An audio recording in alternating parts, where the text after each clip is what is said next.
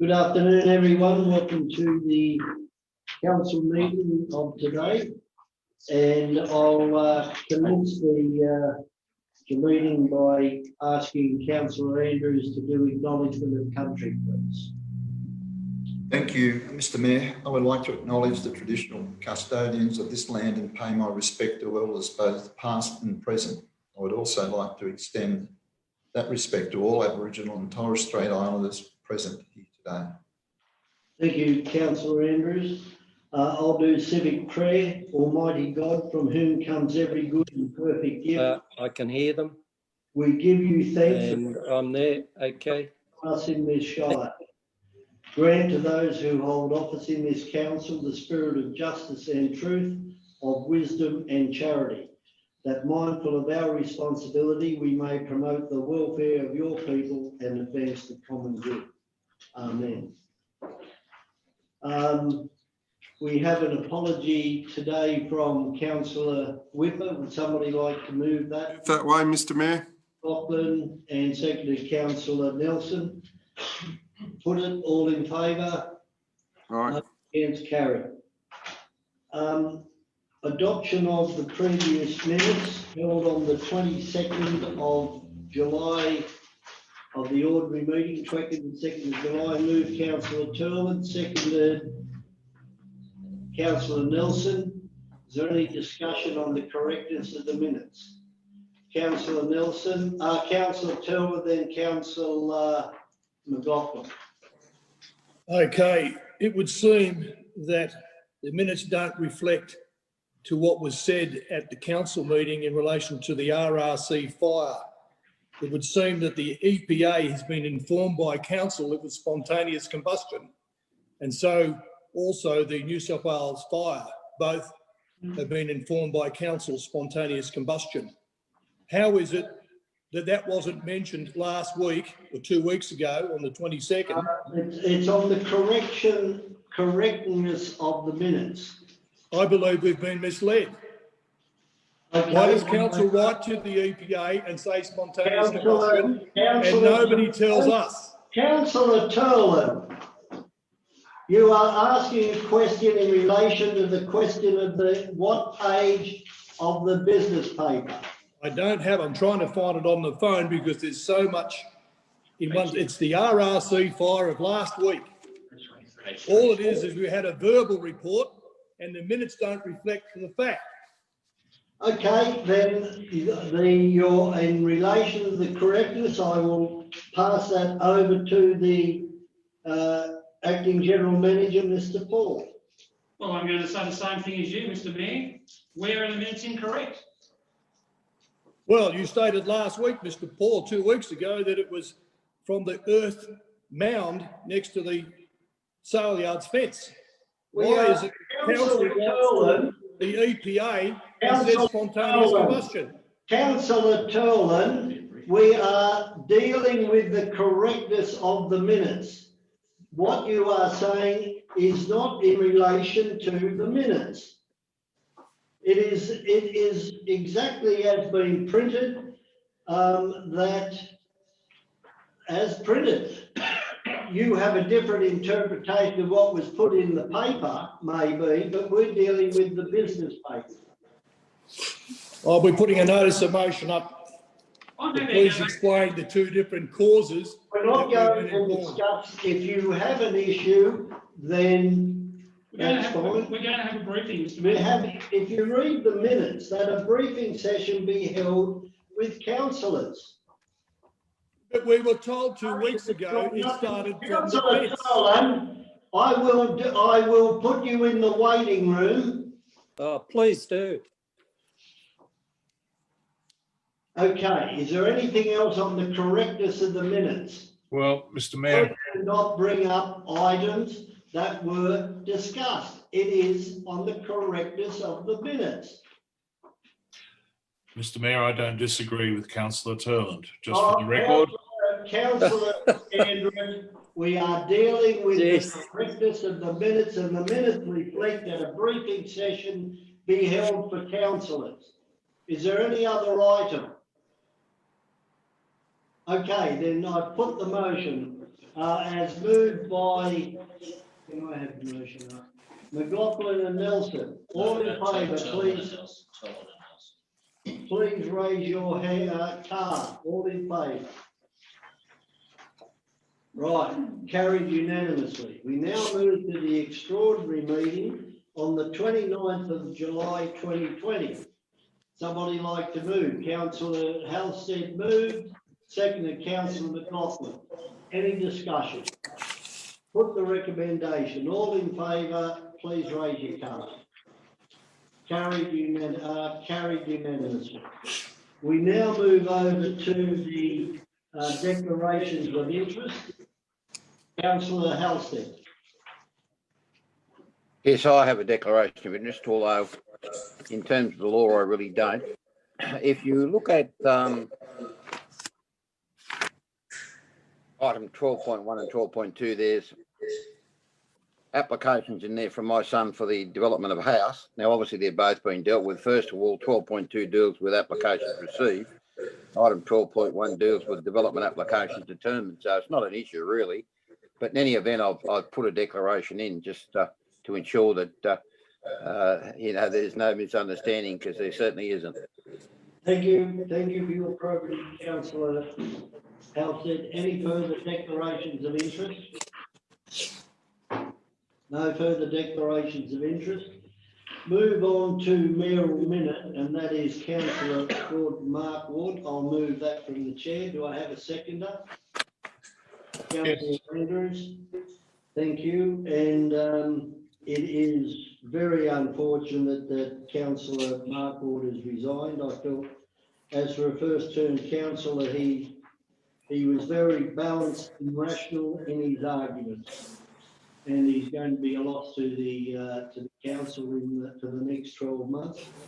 I wish him all the very best in his health, and I know he's going to have and has a battle ahead of him, but I believe I speak on behalf of all councillors, and again, thank him for his service to the community. Councillor Turley. When was the resignation put in?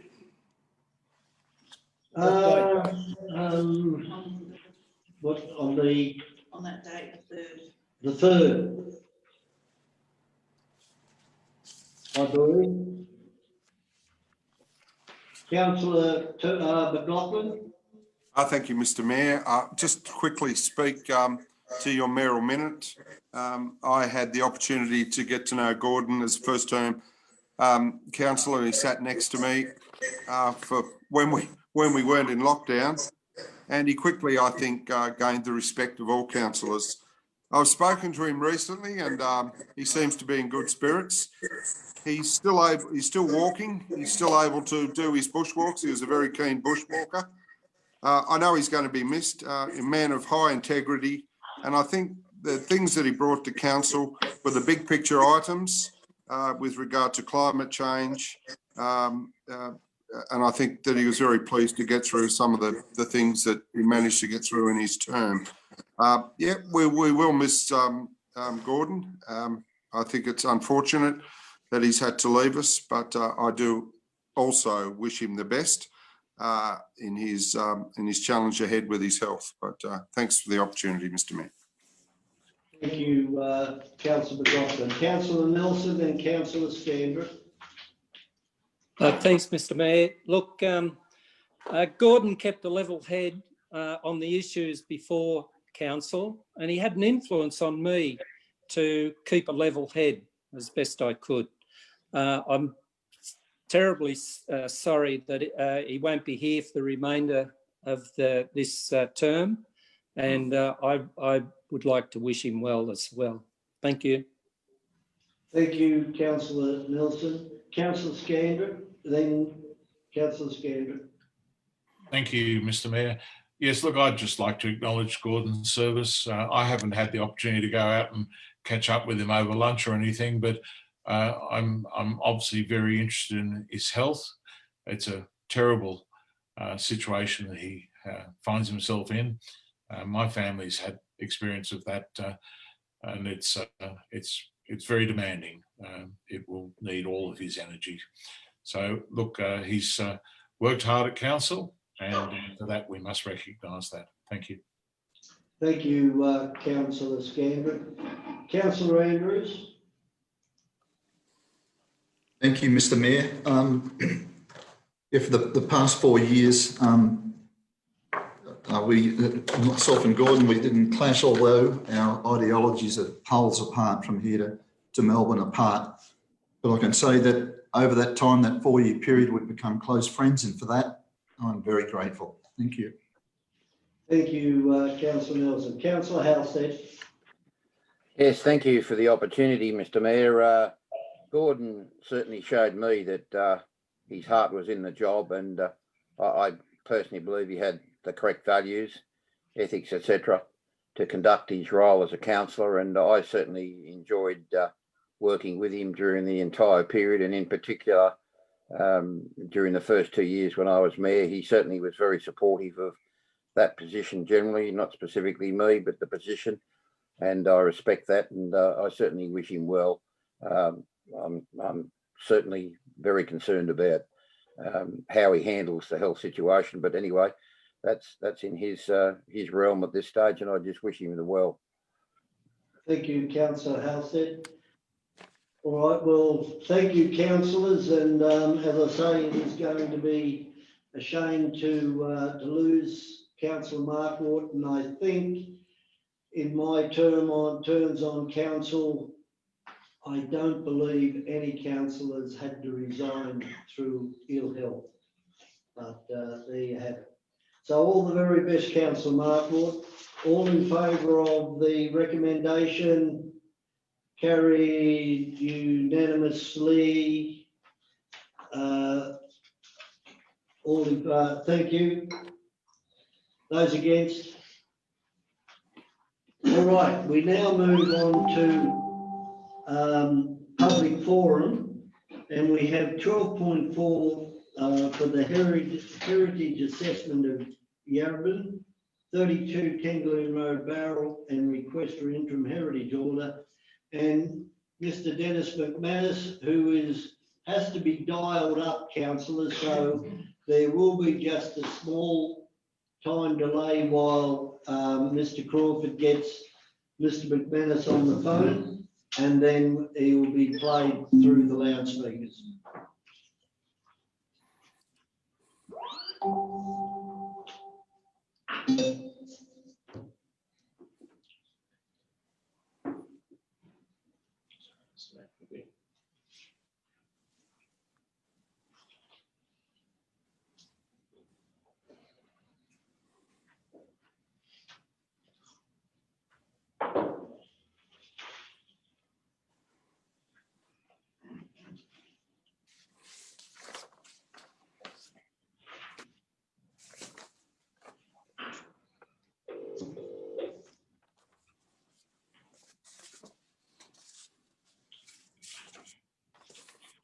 Nothing like technical issues, councillors.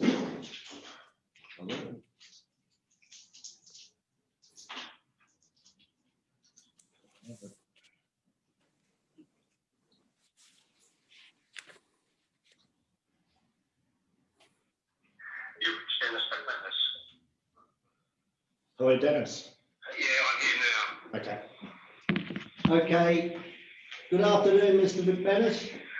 Yes, thank you, Mr. Mayor. Okay, you know know how it all operates. Yes, I do, Mr. Mayor. Thank you, and thank you.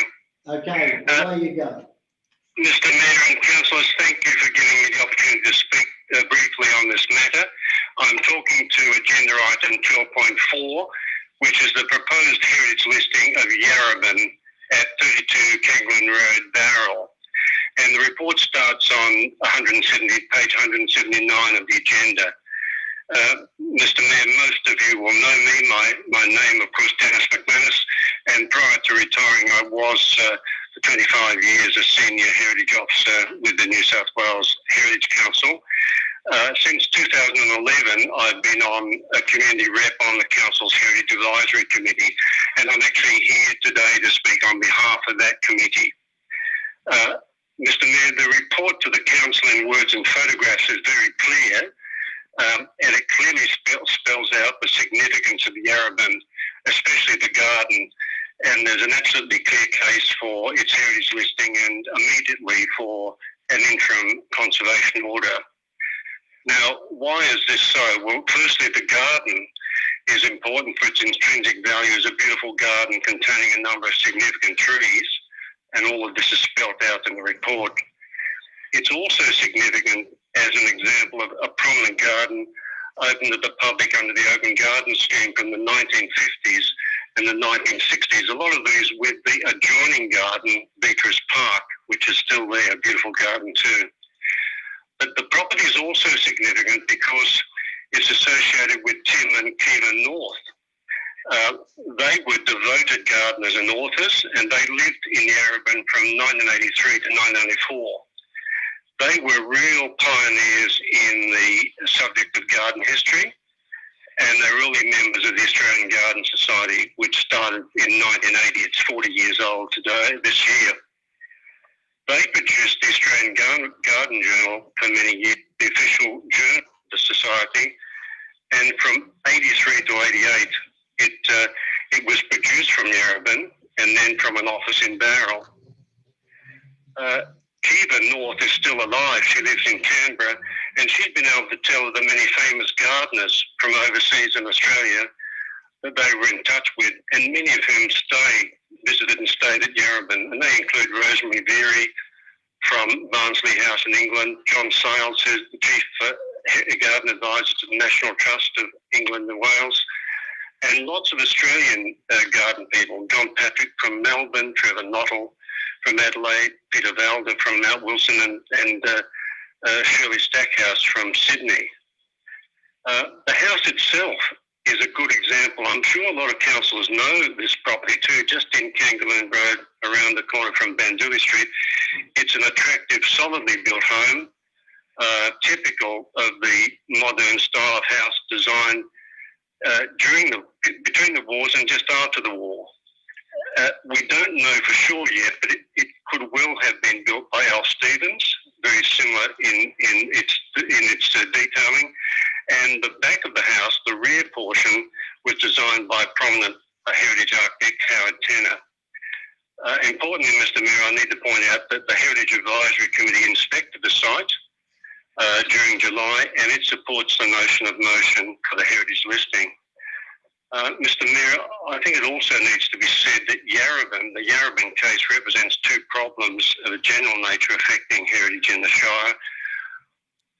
One is the matter that we discussed in May of this year, which is the fact that a number of heritage items are not heritage listed and they're not within conservation areas.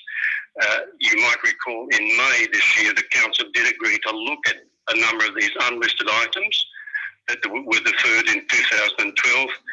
And this review should also include items like Yarrabin and arrange for their proper protection. And the second matter is just one of general concern, and it becomes quite specific at times, and this is the impact of medium density housing, including seniors housing, on existing residential areas, especially in Bowral. Of course, medium density housing can be positive. It's a good thing to have, but it should not be at the price of major destruction of existing residential areas of high landscape value, and especially the conservation areas. It's worth noting that in the Greater Sydney region, there's currently a moratorium on seniors housing in conservation areas. Now, that's not the case in Wingecarribee, where seniors living is a permissible use under R2 zone, including the conservation areas. I think this is not generally known. Some also think, I'm almost finished, Mr Mayor, some also think that only very large lots like Yarrabin are under threat, but a recent DA just along the road in Kangaroo Road, number 56, proposes seniors living on 2,000 square metres. Thank you very much, Mr McManus. Yes, that finishes my talk. And Mr Mayor, thank you for the opportunity to talk to that. And just to conclude, that the committee Heritage Advisory Committee strongly recommends the endorsement by the full council to agenda item 12.4. Thank you very much, Mr. McManus. Your passion comes through. Thank you, Thank you. Thank you, councillors. We now move on to 17.2, question with notice 31-2020 Station Street upgrade. And Ms. Janine Armstrong will address council on this item. Yes, I see you up there, Ms. Armstrong. Yes. Have you got your right? You're all set? Yes, I'm set now. Thank you. Okay, you've been told, so away you go. Thank you. I'm a very concerned resident, Mayor, and I'm speaking at this meeting because I want to put it on notice to the council that the broader community should understand the evidence behind what's exactly happening here at council with the Station Street upgrade. I just want to say that I'm an honest person and I'm not interested in being vindictive or nasty to anybody. I just want the honest truth to be told. I would like you to refer to the Wingecarribee Shire Council's Street Tree Master Plan, which I believe is not being followed at this time. And I'm also wanting to say to you that I was very concerned when back in May, 2 trees were removed from Station Street before the final plans for the Station Street upgrade had been published or were made aware to anybody. There was no community consultation about these 2 trees that were removed. And I wrote to you, Mr. Mayor, on that occasion, and you responded to me and told me that Councillor Halstead and Turland had actually put forward a motion to council to have these trees removed, which was not true. That was a lie. That was an out and out lie. No, sorry. And I asked, hang on, I haven't finished. I have not finished. Correct. You cannot make public statements that are incorrect. That is correct. I have the email where you lied to me and you said Sorry, Ms. Armstrong, you are not to defame anyone on public, on Facebook. I'm not defaming anybody. I'm telling the truth. I'm I telling will the truth. cut you off. I'm sorry. If you lied. on it, You lied and you should step aside. I Step aside immediately. will ask that you be put back in the waiting room if you continue in this vein.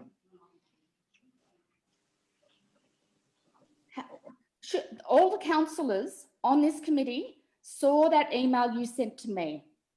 They saw it. It was not in relation, and this is public forum, but I will defend myself when I have been inadvertently or you have misinterpreted what the question was, and councillors had a briefing about an hour ago in relation to the removal of those 2 trees. Well, you told me that Councillor Turland and Halstead had passed a motion. The motion was about removing rubbish and weeds, not 2 trees. Separate issue. I hope you email it around. I've sent that you all copied in on the email. Yes, please re-email it. You have, I'm sorry to disagree under public forum, but I will not have myself or any councillor defamed in relation to that. There was I have the evidence. I have the evidence, and you sent it to me. You sent it to me. We are getting the letter from council staff, and the motion you are referring to was a removal of the self-planted trees in the car park. It was in no way in reference to the 2 nettle trees that were removed early in July, I think. I don't misunderstand it. You misunderstand it, and you misunderstood it, and you sent me an email which was not true and not correct. Now, as a decent person, you should step aside as mayor. I'm putting you into the waiting room, Ms. Armstrong, please, and we will come back when we have the correct information. Thank you. She should be talking about the notice. And you. Question with notice, not an email. So we move now to 18.1, notice of motion 30/2020, local housing strategy and local strategic planning statement, Wensleydale. And Mr. Ryan Smythe will address council in favour of the recommendation.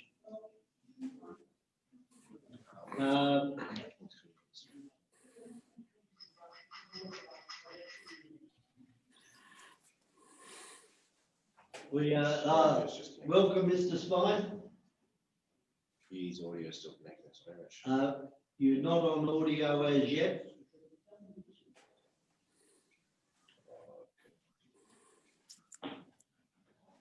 No, not on yet. Not on yet, you're still. Hit connect using internet.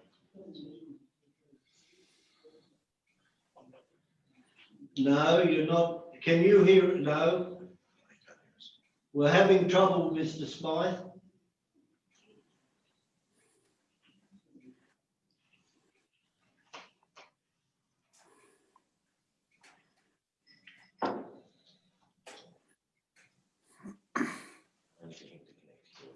Okay, you've got to connect your audio. Yep. Okay, welcome. Thank you, Mr. Mayor. Thank you, councillors. Yes, my name is Ryan Smythe. I'm an active member of the Coal Vale Community Association, and I'm talking today in support of motion 18.1, which is. Yes. What happened to him? What's happened to you, Mr. Smythe?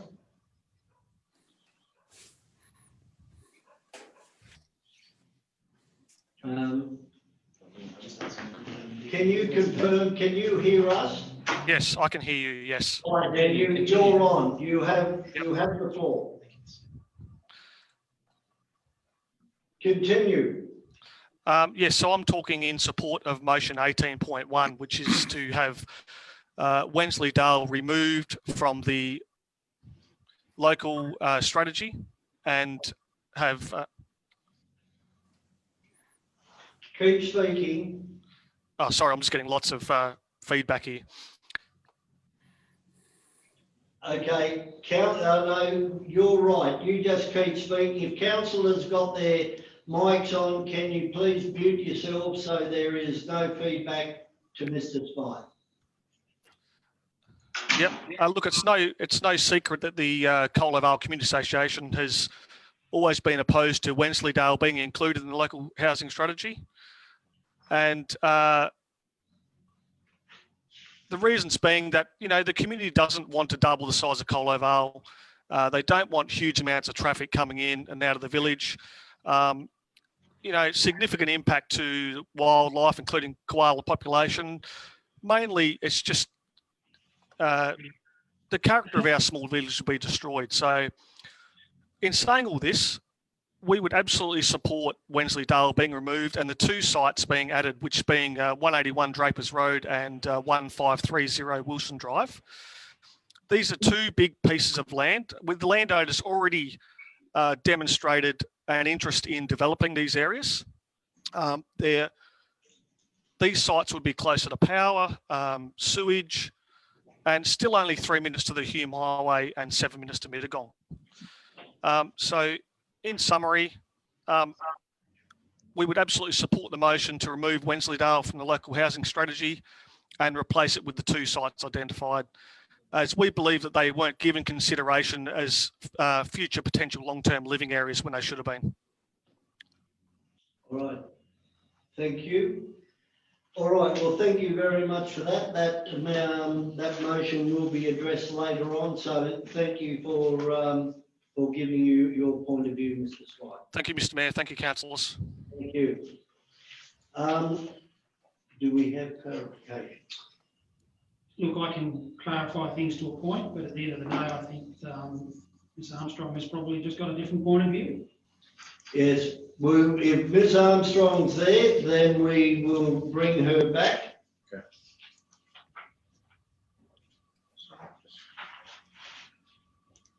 I'll move Ryan.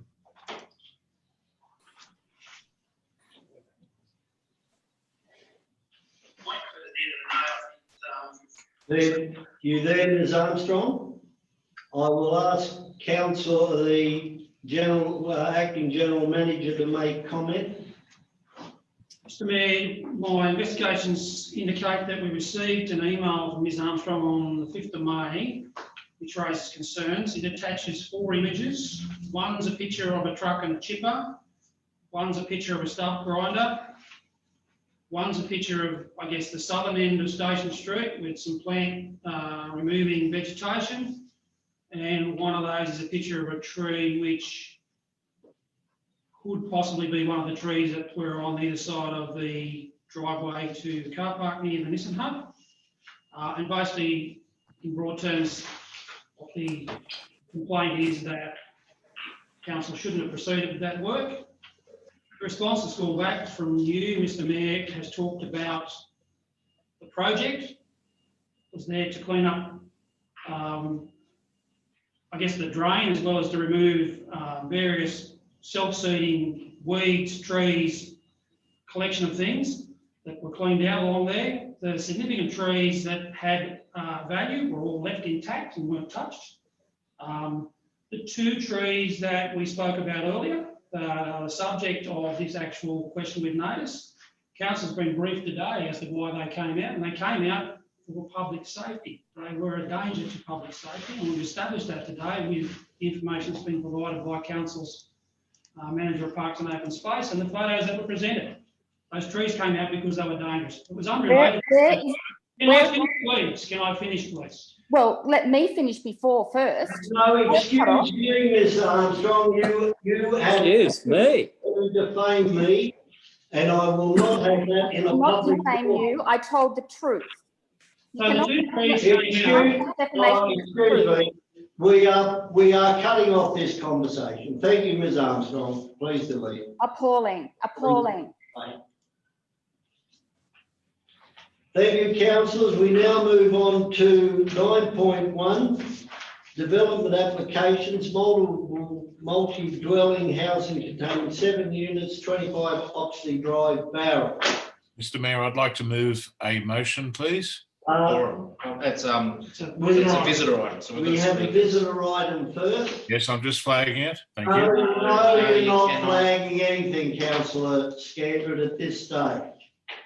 Ms Christine Ducker will address council against this development. So is Ms Ducker in the waiting room, please? No, she's in the meeting now. In the meeting, whereabouts? Sorry. Hello, Ms Ducker. Hello, Mr Mayor. You have the right to speak as of now, and you'll be happy to take questions from councillors if required. Absolutely, yes, thank you. Okay, thank you. This is a continuing dispute between the neighbours of both 23 and 29 Oxley Drive about the development at number 25, which we believe is overdevelopment of the site and has a severe impact on all the neighbouring properties. Look, you've all been through this before, and council has very helpfully at its previous meeting requested that the developers meet with the neighbours to address the issues. And well, the council staff organised 2 meetings. The first meeting was attended by the developers and their architect. The second meeting was not attended by either the developers or their architects. The developers had made some, well, their architects had made some amendments to the plan, which certainly improved the aesthetics of the development. And where there were some minor improvements to the arrangement of the units at number 25 that they claimed that slightly improved the overshadowing and privacy aspects of the development. But really, our architect spoke with the council planners again, and we all agreed, and they did not dispute it, that in fact those amendments were insignificant from where we sit. So we're halfway down this hill at 29, but there are also all the people in the Berwick residences at number 23 that will have severe privacy impacts and some of the overshadowing. And the problem arises because of the slope, as you know. So we submitted another letter for this meeting, and also with that letter were some photos that I took from our place that show you how much sun we currently get. And if you look at the shadow diagrams of the development, that sun will be almost completely removed. And we're talking, of course, about winter sun, not summer sun. The shadow diagrams, the developers, I don't think really show how bad the impact on us will be, but some of you I know have actually looked at the site and might have some idea about that. So basically, we still dispute the developers, the plans and the amendments made as being any significant approval. They did not really make any attempt, well, they made no attempt to talk to us or to consider our concerns. They made no attempt to respect council's previous resolution about addressing the issues. The issues have not been addressed. All we can do now, I think, is, and council staff continue to wish to approve this, of course. We asked them on what grounds they wish to approve it, which seemed to ignore our problems with it, and we really got no response to that except that it met the requirements. We're not certain how it can be seen to meet the requirements if it has such a severe impact on all the neighbours. From where we sit at the moment, short of substantial and significant amendments to this development, like starting again, and I must say our architect spoke to at our request, phoned the developer's architect and spoke to her about making amendments, and he even offered at no cost to them to do some sketch diagrams to show how this development could be substantially improved for everybody, including the people who will live in it. We got no response to that, so and that was just further exacerbated by them not turning up at the second meeting. All I can see is that the real problem is units 4 and 5 on this slope, which have major impact on both sides, the neighbours on both sides. If the height of units 4 and 5 could be significantly lowered, it would be a reasonable compromise from our point of view.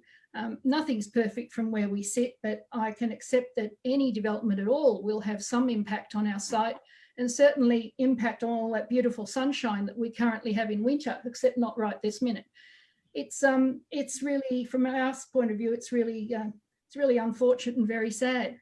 The issue can be addressed though. It's possible to fix it, but the developers made no attempt to do that. They've just tinkered with their plans, made no attempt to make any substantive changes that would address our issues. Thank you. Any questions from councillors to Ms Ducker? No question. Councillor Nelson, Councillor Scandrett, then Councillor McLaughlin.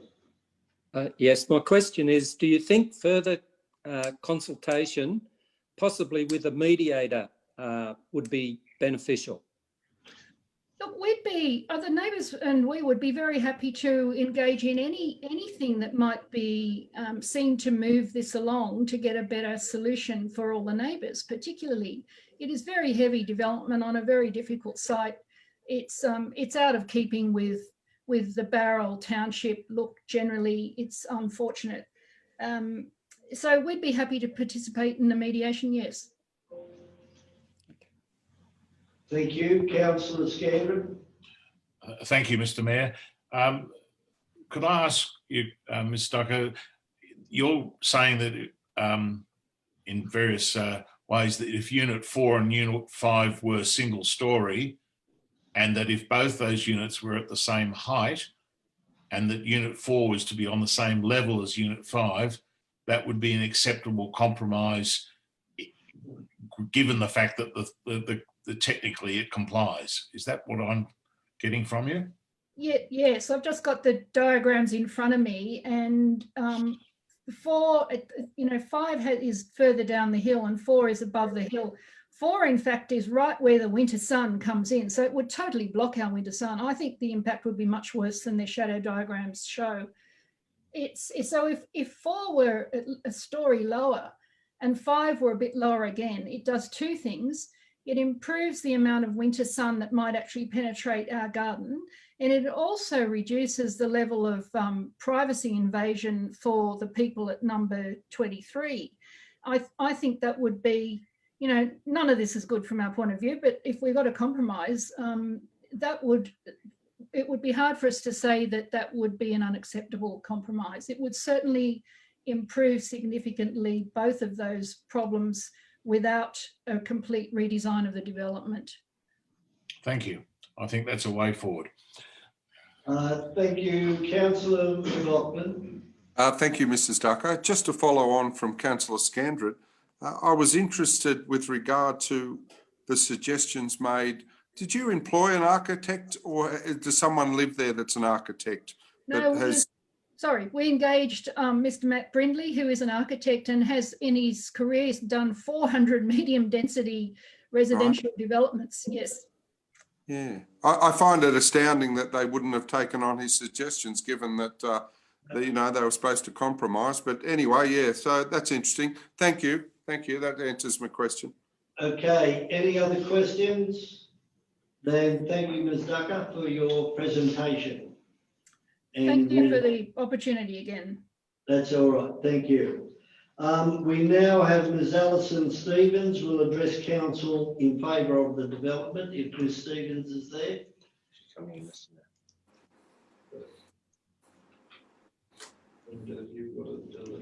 I'm doing it.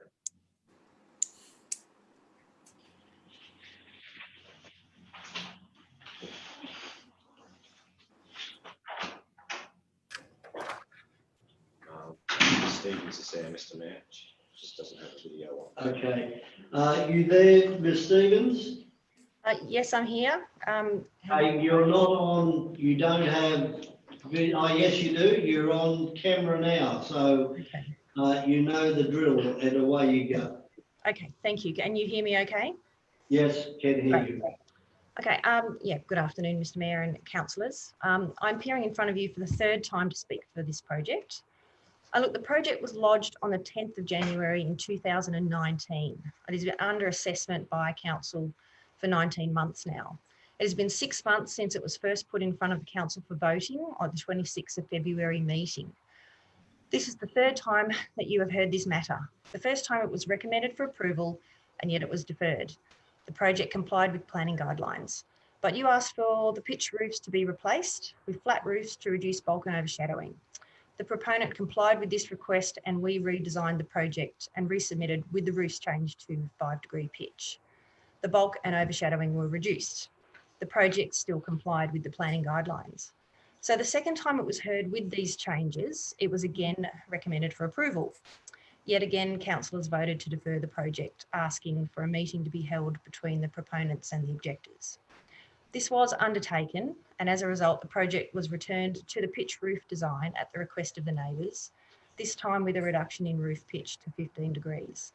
The project still complies with the planning guidelines. It is now in front of you for a third time, again with a recommendation for approval. This project in all instances has met the requirements of the LEP and the DCP. This is why every time it has come before council, the planning staff have recommended approval. Council must make a decision about this project. The recommendations of the planning department must be acknowledged. This project has been scrutinised for months and there's no legitimate reason for refusal or for further deferring of the project. The planning staff's reporting to council for each meeting has been comprehensive. Each time the report has contained pages of assessments and explanations. The current planning report in the agenda reiterates that the current amendments have reduced the bulk and overshadowing and that the objectors agree that this has gone towards addressing their concerns.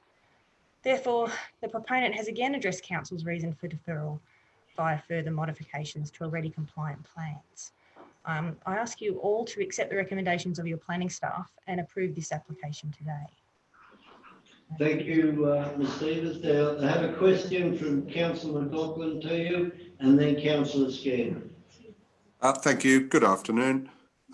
Thanks for your presentation. I was just wondering why you didn't take the opportunity to attend the second meeting with the neighbours that was scheduled with council. You attended the first one, Yes. but not the second one.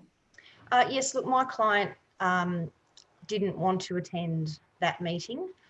We attended the first one. We were able to listen to what the neighbours said and we did modify the design based on some of the feedback that they gave us.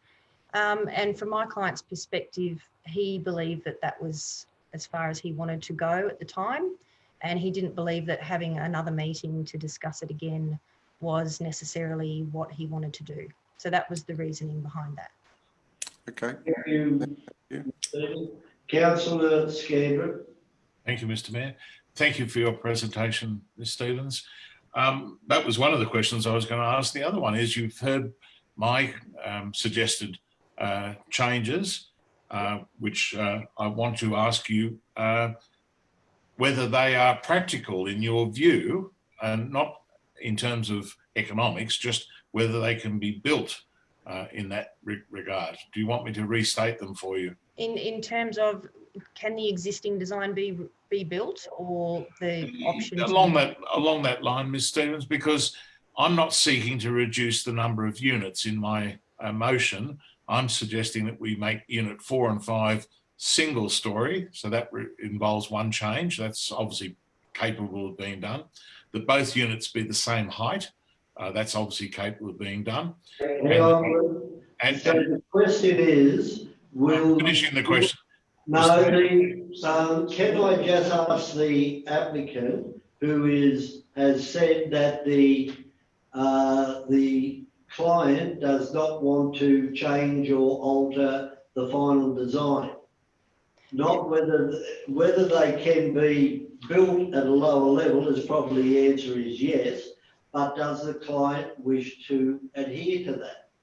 I think that's the question you should be asking. Well, I was asking an architectural question, Mr. Mayor.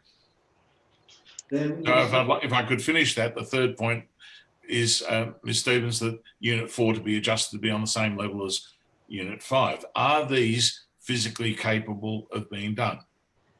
The only way that you could get Unit 4 to be the same height as Unit 5 would be if you were to make Unit 4 single story. Yes. That would make the top. That would make it level with the top floor of Unit 5. Right. But that would basically result in essentially, I suppose, almost a bed sit type unit in terms of I wouldn't have room within that footplate only on one floor to actually fit more than potentially one bedroom, and even that would be indeed. But it's physically capable of being done. My motion, yes. Thank you. No, it's not a motion, Councillor Scandal. Sorry, my question, Mr. Mayor, was: are those three things capable of being done physically? The answer is yes. With a reflection on the viability of the project. I didn't ask that question, Mr. Mayor. Councillor Turlman.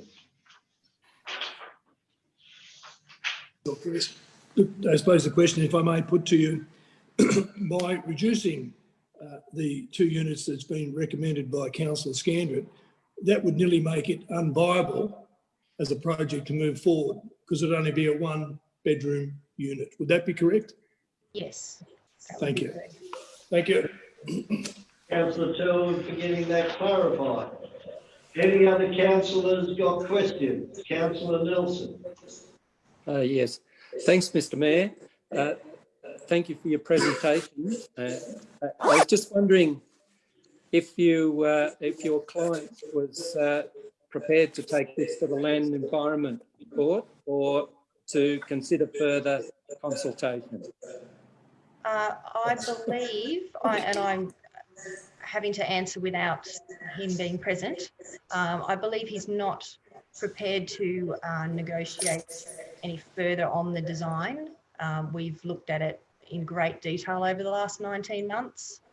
So I believe that he is prepared to go further, potentially through Land Environment Court.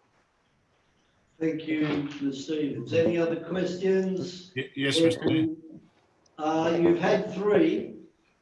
I had 1 with 3 bits, but Mr. Mayor, anyway, it's a very simple question, and that is, are you aware that the residents are also looking at the Land Environment Court? Okay, thank you. We are not discussing Land and Environment Court. I just thought we were, Mr. Mayor.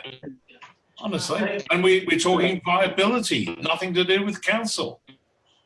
Thank you, Councillor Scanlon. Is there any more questions to Ms. Stevens? Then thank you very much, and we will now go into the debate. Now, we will have an introduction because, as has just been pointed out, it's been on the books for 19 months, so we will have an introduction, please. Councillor Scanlon. Flagging my motion, Mr. Mayor. Oh, No, you can't. excuse me, councillor Scandrett. You cannot flag a motion, and I will not permit a motion to be flagged 5 minutes before an item comes to the council in a formal manner. Yes, thank you, Mr. Mayor. Now flagged.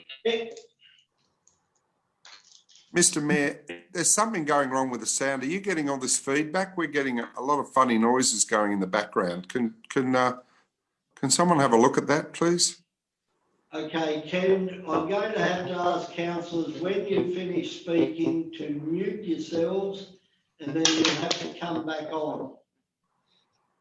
Okay, Mr. Wilton, will you give an introduction, please? Through the Chair, the purpose of this report is to consider DA 1042, which seeks development consent for the purposes of a multi-dwelling housing development containing 7 units at 25 Oxley Drive, Barrow.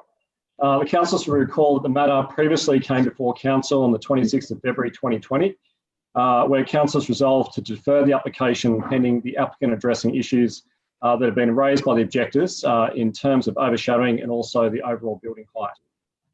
The proponent has amended the scheme, providing revised plans depicting skillion roofs to the dwellings with the exception of those fronting Oxley Drive. Councillors again considered those changes at the meeting of the 13th of May 2020, where it was resolved to meet with the objectors to discuss their concerns. Council staff did meet with both the proponent and also the objectors on the 12th of June 2020, where the objectors raised their concerns with respect to the skillion roofs, building height, solar access, and also privacy. As a result, the applicant amended their proposal on the 23rd of June 2020, deleting the skillion roof component, introducing pitch roofs again, reducing the pitch from 25 degrees down to 15 degrees, with a reduction in the overall building height between 0.5 metres and 1.2 metres as well. A subsequent meeting was facilitated by council staff on the 10th of July to discuss these changes. However, the applicant did not wish to participate in this meeting. The objectors agreed that there was an improvement. However, their concerns relating to overshadowing and also privacy remained. The proposal is compliant with the solar access requirement, providing 3 hours minimum of natural sunlight in the living areas at the winter solstice. And privacy has been aided by a mixture of translucent windows, highlight fenestrations, and also screening as well. Council staff maintain that development complies with the LEP and DCP controls, with only minor departures in terms of the lot width and also the private open space of one of the units, and has accordingly recommended approval again on this occasion. Thank you, Mr. Wilton. Questions to Mr. Wilton? Yes, Mr. Mayor. Councillor Scandrett, then Councillor Turlin. Thank you, Mr. Mayor. Could you confirm, Mr. Wilton, that economic viability is not a consideration of this council in relation to residential developments? Mr. Through the Chair, that is correct. Section 4.15 does not consider economic viability. Thank you. Flagging my motion, Mr. Mayor. You can't do that. I'm not going to allow you to. I know you're not going to. But I have again asked you. You will not interrupt the chair, and you will not continually challenge what I have said. You will not be moving the recommendation because you have trying to take advantage of a situation. Councillor Turlin.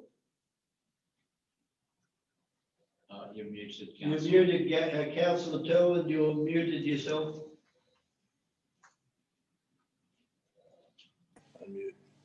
Yeah.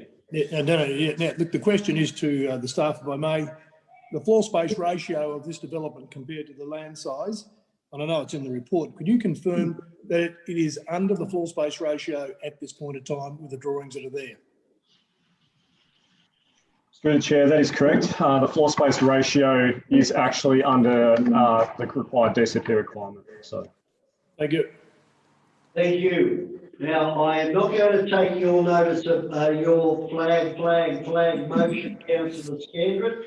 I am looking for a recommendation. Well, Mr. Mayor, I must accept that. Yours will be on Councillor Scandrett if you move one.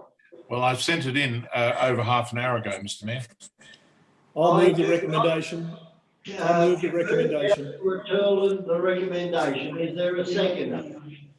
Seconded Councillor Andrews. Councillor Scandrett, you are moving an amendment. Yes, Ms Richardson has the amendment then, Mr Mayor, which is the motion with those 3 extra points. Here we go. Okay, then we will get that up. Please. While that's coming up, Councillor Turland. No, well, the amendments has got to be, if he put an amendment up, the amendment's got to be debated first before the motion. No. No, the amendment. Do you want a second? Oh, it doesn't matter. Councillor Scandrett got a seconder. Yes, I think I was about to get one. Do I have a seconder for Councillor Scandrett's recommendation, amendment? I'll second it. I'll second it for the purpose of the debate because I can't see what it is. What is his amendment? Okay. What are the 3 things you referred to? Yes, Councillor Halstead, that unit 4 and 5 be the single story, that both units be the same height, and unit 4 used to be on the same level as unit 5. Yeah, I'll go along with that. That's somewhere along the lines what I was looking at anyway. Thank you. Okay, so it's been seconded by Councillor Halstead. Councillor Turland has the right to speak to his motion first unless he wishes to defer to Councillor Scandrett. I think we'll let Councillor Scandrett and then I'll come in after. Okay, Councillor Scandrett. We've got to deal with this today, councillors. Quite honestly, I would have preferred to have taken out 2 units, namely 4 and 5. But that's not going to happen because, as Mr Wilton has pointed out, and previously, this complies. But I do think it's an over development of the site. The site's difficult. I'm not going to go into the economics of it, but I wonder whether that's ever going to happen. But on the matter of amenity, this fails on every count. It impacts on the neighbours. It impacts heavily on the street because it's a substantial increase in density, albeit complying. But the loss of sun, the loss of outlook, the loss of personal amenity, I just think it's wrong. And I've had this view with other developments in this area before, where they're maxed out, always maxed out. So I believe we need to go with this. And in terms of the neighbours, and you heard Mrs. Ducker speak before, they're agreeable to an acceptable compromise. And that compromise is on the screen there, councillors, which I can't see anymore, but it's very relevant to trying to find an equitable solution without ending up in the court. And it looks like both parties might be heading that way, which I don't think we want to do. So let's look at the architectural side of it. We can reduce one of the unit so that both 4 and 5 are the same height. That's fine, single story, that's it, just top that off. That both units have the same height overall, that's achievable, you heard that. And that unit 4 is adjusted to be on the same level as unit 5. You heard that that's possible too. My interest is not in the delivering X number of bedrooms or floor space ratio. My interest is in working for the people in that area and managing this development so that it is acceptable. So councillors, I'm asking you to consider this solution as a way of letting this go forward, because otherwise I just don't think that it will be a good outcome. We'll see that. Thank you, Mr. Mayor. Thank you, Councillor Turland. You've muted yourself. Unmute yourself, please. It's clear that we understand that the site is a difficult site, there's no doubt. It's clear that all parties knew that a multi-unit development would be built on that site at some stage because that's what the zoning allowed. It's clear that the floor space ratio is well below the requirements that the site would take. I believe that there's no point in removing the 2 floors off those 2 points that 4 and 5 of those to make them single units, they will be unviable. It comes to a point of where that if this is where the developer takes it to the court, I can see that the court will approve because staff have recommended approval on 2 occasions, nearly 3 occasions already. It's to the point we've exhausted nearly every avenue that meets nearly all requirements, the developer and the neighbours. I think by them changing the roof design, that was a positive, and that's happened. I think if we go along any further and frustrate the developer, we will end up in court, and I don't believe we'll win because there's no reason for the court to reject this if we reject it, because it complies. It's back again, it complies. So now we've got into a situation where it's an emotional decision and really a financial decision. So we should approve this and let it move forward and stop frustrating all the processes again and again and again. This has gone on for 19 months. Enough is enough. He's done what he could do, and I appreciate whoever it is, I don't know him, whoever they are, he's at least compromised to the point of putting flat roofs on to reduce the overshadowing, in theory, to both the west and the east developments. Thank you. Councillor Turlin, any other speakers? Councillor Halstead?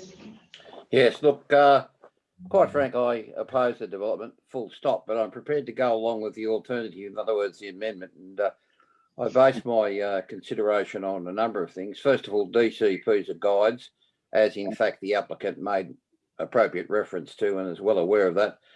The site definitely is unusual. In fact, I think it has maybe some problems that the applicant hasn't even looked at, but that'll be determined in due course.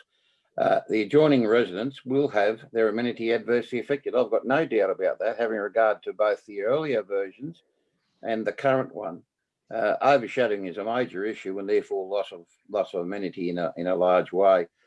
As the determining authority, council clearly has the right to deliberate over a period of time. Now, unfortunately, this one's taken 19 months, but do I resolve from the fact that council's followed due process? No, I don't, because it has followed due process. It's tried to do the right thing, and of course involved those residents adjacent to it. I certainly would not want to live in any of those properties occupied by those persons that the lady spoke for or on behalf of today. The reference to the court should not be used as some sort of intimidatory way of affecting the councils, and it's used so often as a red herring. Oh, the court will do this or the court will do that, or if we go to court, the developers will win, or whichever way. The simple fact of the matter is, if this goes to court, it'll be determined on its merits at that time. And I would think, as it stands at the moment, I wouldn't try to bet that it'd go either way. But if that's the wish of certainly in this case the applicant, if it's refused, then so be it. But at this stage, I'll be voting for that amendment for those reasons, which I think are based on sound town planning principles. Thank you, Councillor Halstead. Other speakers? No other Councillor Nelson? Thanks, Mr. Mayor. Thanks for that summing up, Councillor Halstead. Yes, look, I think enough is enough. I was actually going to move that we go into further consultation and possibly with a mediator, but I think we're past that point at this time. I don't really like the amendment, but I would be opposing the motion anyway. So I'm happy to go with the amendment because I think we're headed for the Land and Environment Court, and I think it should be council that fights the developer, not the neighbours. I'm very concerned with the overshadowing. I don't think they've solved that problem, and the overshadowing does really concern me. Obviously, the development has to make a dollar, but I can't see an impasse to this application. Anyway, I think the speakers have all done very well on their various points, but I'm afraid I'm going to have to support the amendment. Thank you, Councillor Nelson. Any other speakers? And you have the right to sum up, councillor Turlin.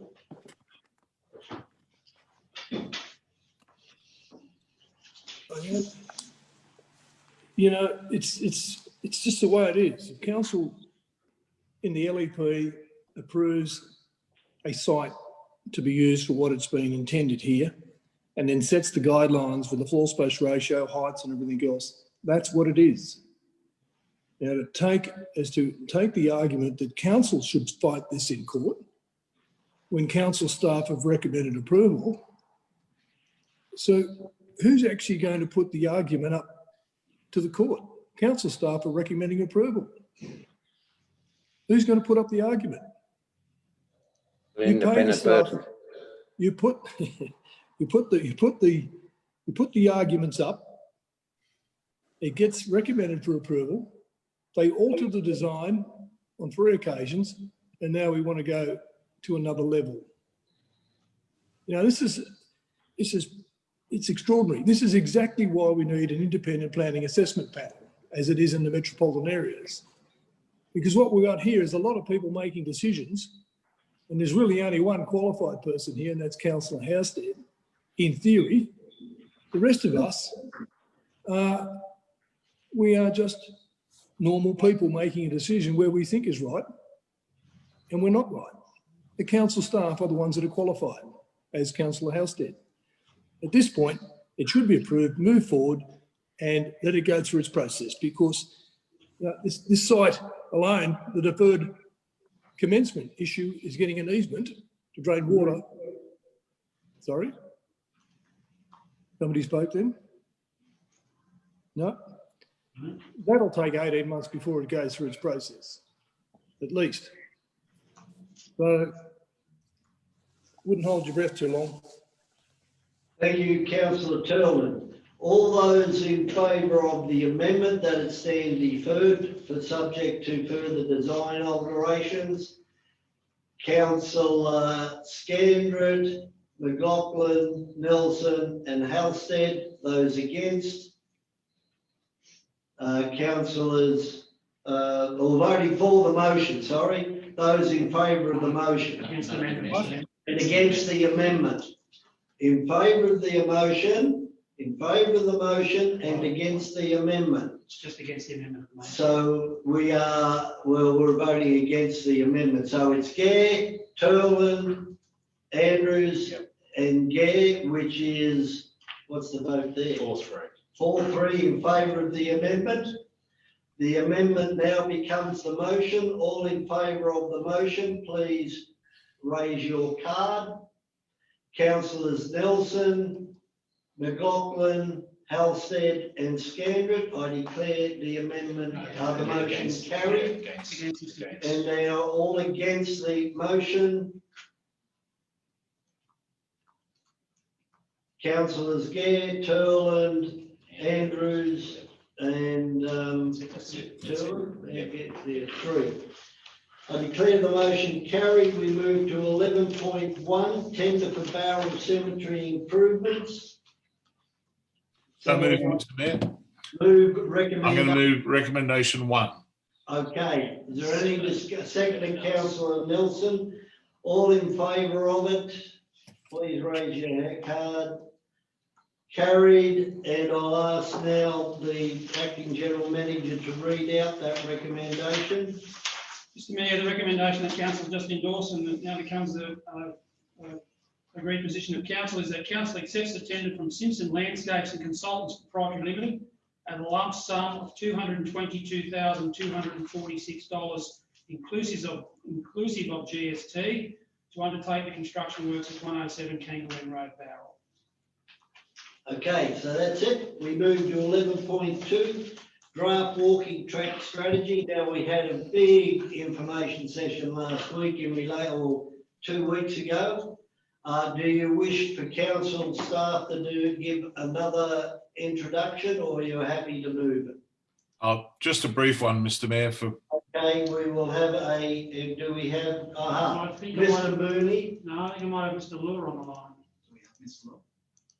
Do Do we have? No, he's just coming, sorry. Okay, we have Mr. Lua, Stace Lua on the, coming in. Good afternoon, not quite yet.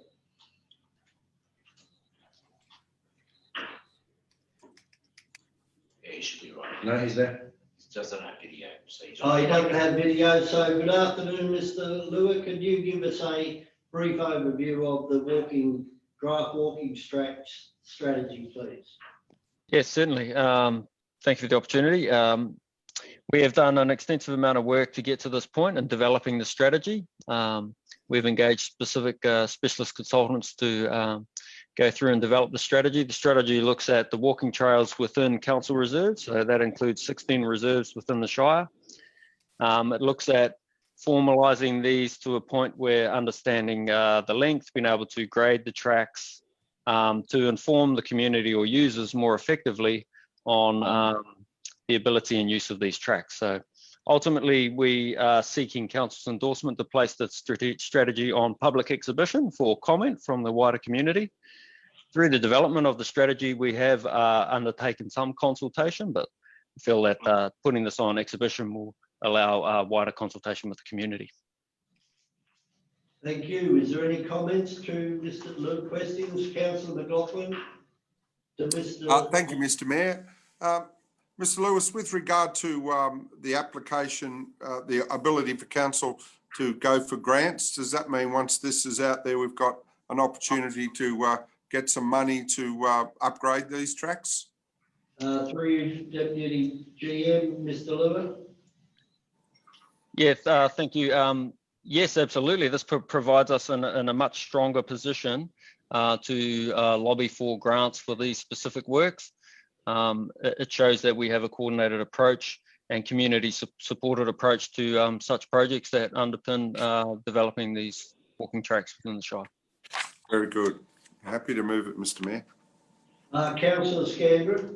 I'm happy to second it. And a question, if I may, is not only will this be good for grants generally, but will it be supporting visitations, tourism visitations, and probably local health, would you say? Mr. Lua? Yeah, absolutely.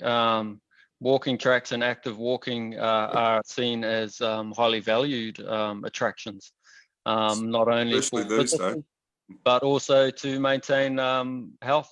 Active transport and also grants are out there that support such active transport. So, yes. Yes, thank you. And I think it probably mental health as well. Thank you. Thank you, Councillor Scandra. Thank you, Mr. Lua. We have a move of Councillor McLaughlin and seconded by Councillor Scandra.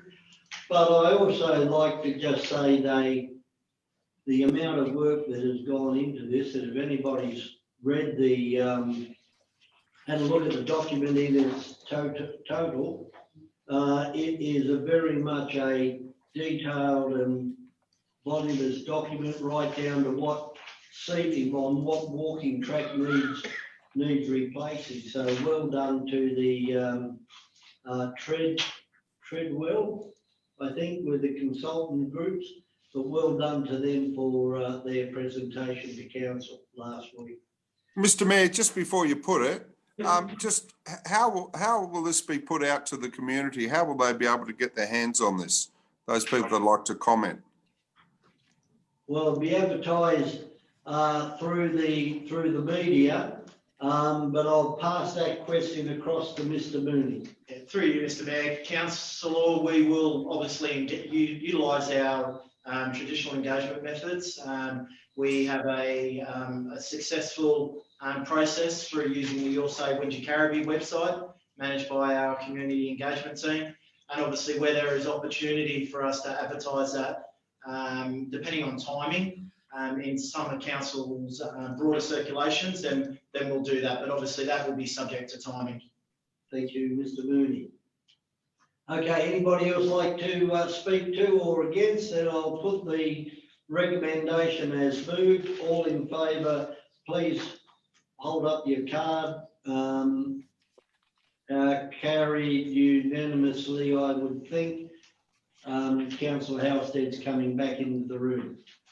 We move to page 103, sale of council property, Franklin Street, Mittagong. It's in relation to a question. So somebody like to move the recommendation? Move councillor McLaughlin, seconded councillor Nelson. Any comment? Yes, Mr Mayor. Thank you, councillor Nelson. Look, councillors received a verbal report from staff, and this is reflected in the report.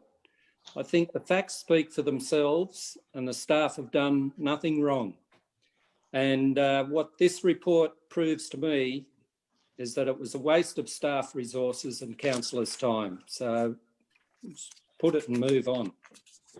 Thank you, councillor Nelson. Councillor Turlin. Well, that's extraordinary. A person in the general public comes with a question. A councillor takes that question to council to try and get it resolved so there's no decision or arguments between the parties. So I don't know where councillor Nelson thinks that this is a waste of time. Aren't we representing the community? You seem to forget that, Mr. Nelson, Councillor Nelson. And if a councillor wishes to bring something forward to represent their community, that's what I will do, and that's what you should do too. But you seem to have forgotten who you're working for, who voted you in. It's exactly what we should do as a council. Council law is to bring forward questions from the public. Oh, point of order there. You're out of order. Where am I out of order, Councillor Nelson? What part do you think I'm out of order? We both have differing opinions, but it is, the recommendation is as it is before you. That has been moved and seconded. Councillor Scandrett. Thank you, Mr Mayor. Yes, look, I don't disagree with Councillor Turlin on this matter. It's been going on for two terms, and the public have a right to know the facts, and it wasn't unreasonable to have that I guess, clarified as part of this process. I mean, I don't know where we're going to be in the future, because if I'm only allowed to ask one question and one notice of motion at each meeting, a lot of this stuff will get swept away under the carpet, you might say. Thank you.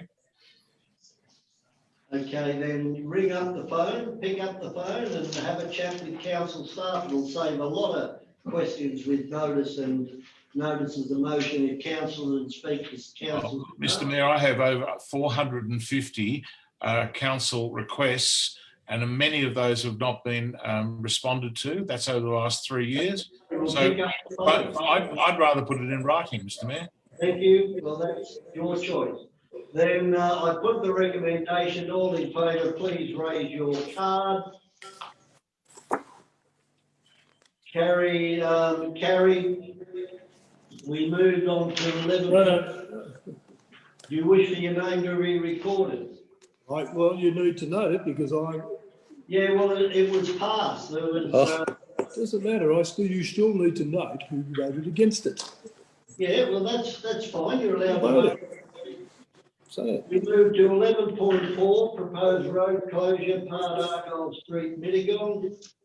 We have a recommendation moved by councillor McLaughlin, seconded by councillor Halstead. Is there any discussion? Move an amendment, Mr Mayor.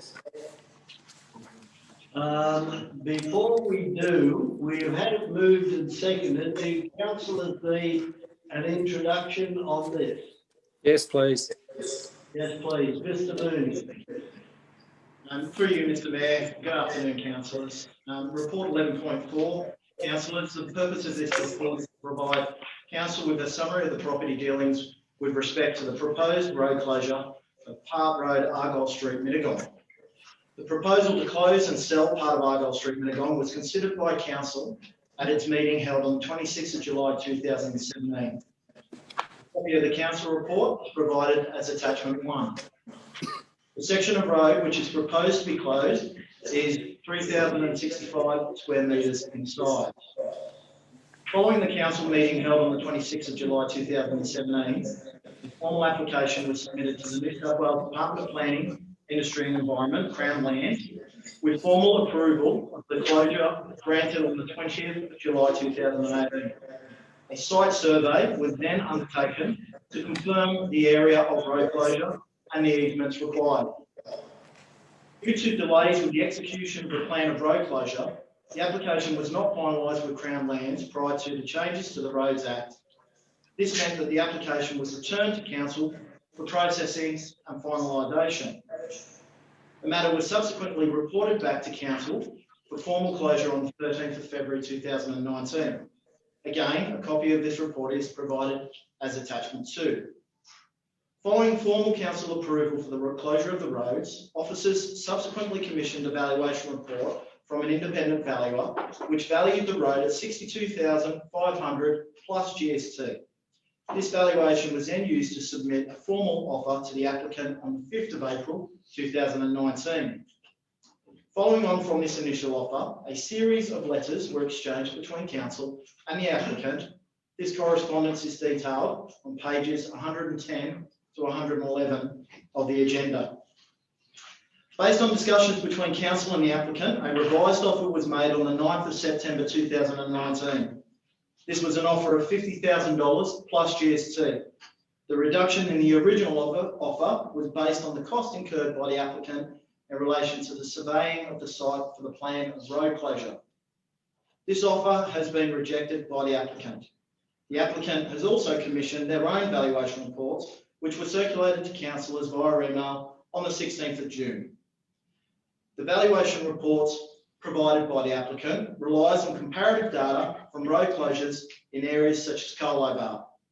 Council officers are of the professional opinion that this does not provide a similar comparison to the land which is the subject of this report.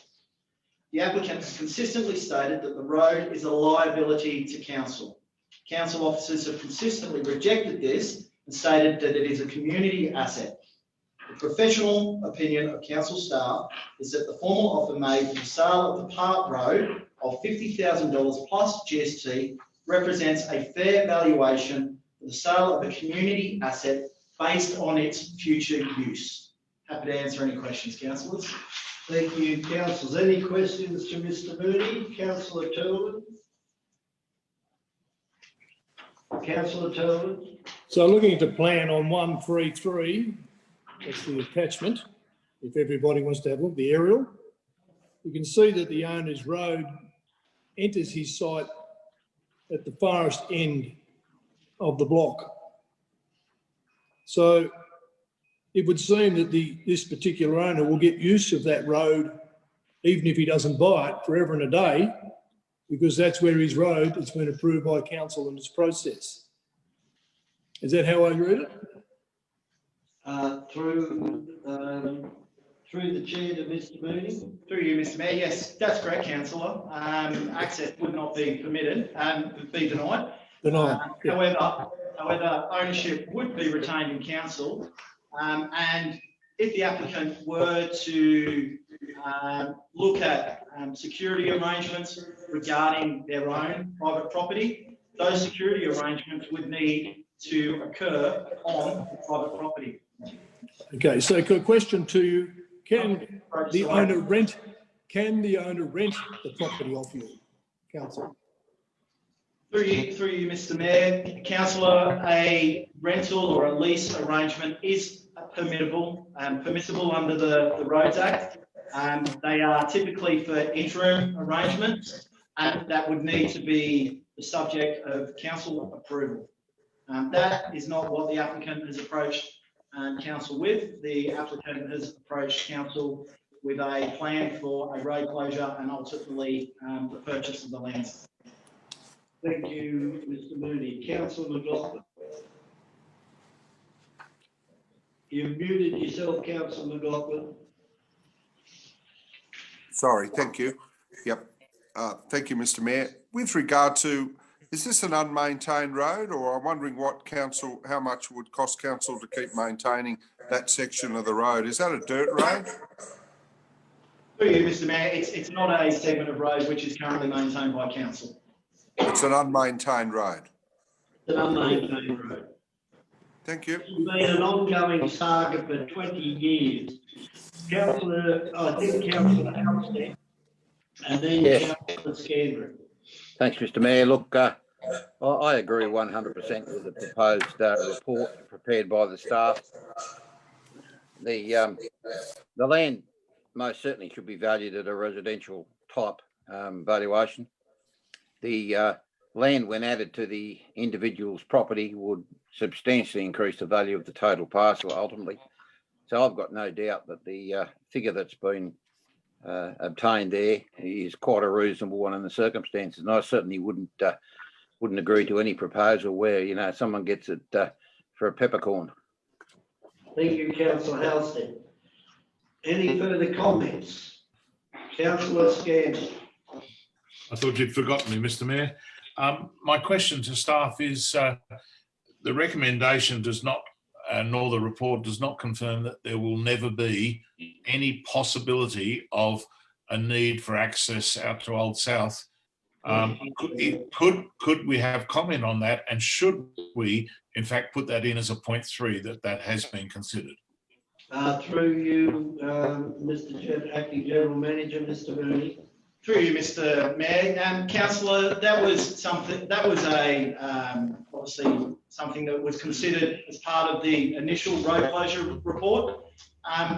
That being said, it would be at council's discretion should an amendment be lodged which looked at retaining the road in council's ownership for some future use.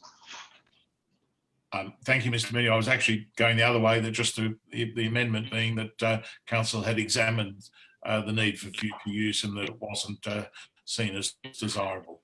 I'll as I've stated, that was detailed within the original road closure report. Thank you, Councillor Scandra. Councillor Nelson, and then... Thanks, Mr Mayor. Could I have comment on the applicant's valuation that he received and where he got that valuation from? Thank you, Councillor Nelson. Mr Mooney.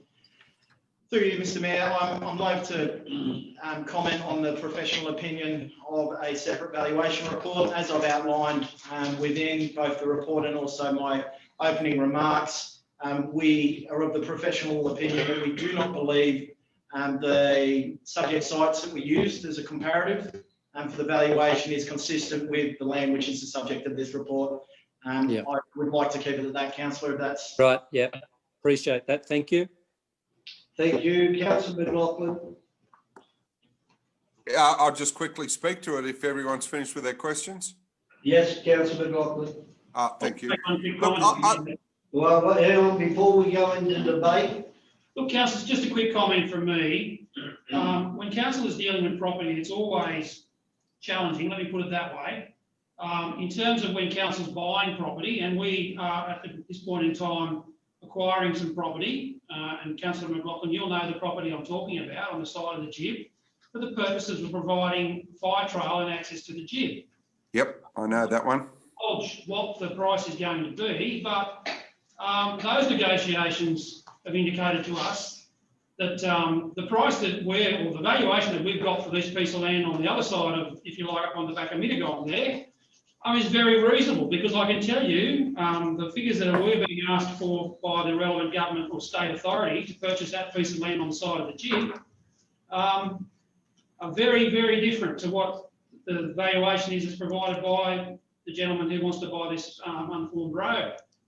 So what I'm saying to you is, I actually think the valuation that we've got is at the low end, not the high end. The council valuation is at the low end. I would suggest to you that the valuations that have been provided by the applicant don't reflect the value that that piece of land would have as a future piece of residential land. Stop. Thank you, Councillor McLaughlin. Thank you. Look, I'll be brief, but basically, councillors, at the last council meeting, I was sympathetic to listening to the argument from the applicant here with regard to, but having a look at council's report and looking at the map, the consideration of lowering it from $64,000 to $50,000, I think is very reasonable. If he doesn't want to buy it at $50,000, he doesn't have to. He can still use that land. He can still go through it, but it'll stay in council's ownership. So I agree with Councillor Halstead. I don't think we should be giving away land at a peppercorn rate, which is valuable. You know, this is community, money for the community. And we shouldn't be, we should be erring on the what council staff have recommended. I think we had two recommendations. One was 64,000 and one was 62,000, and we're offering it at 50,000, quite a discount. So I'm happy with the recommendation. Thank you. Thank you, Councillor Nelson and Councillor Scandrett. Thanks, Mr. Mayor. I've got an amendment that I'd like to put up, if I can. And my amendment says that the sale of the land should be 62,500. Council's valuation was 64,488, and the applicant wants to buy it for $10,000. But if he sold his land, he'd be selling it for 65,000. So I think if council is a fair dinkum about public money, and I know one particular councillor is concerned about public money, but we should be going with the 62,500. And what worries me is council continues to sell short and buy long all the time. This would set a terrible precedent if we sold the land. I better second this, Mr. Mayor, so that he can continue.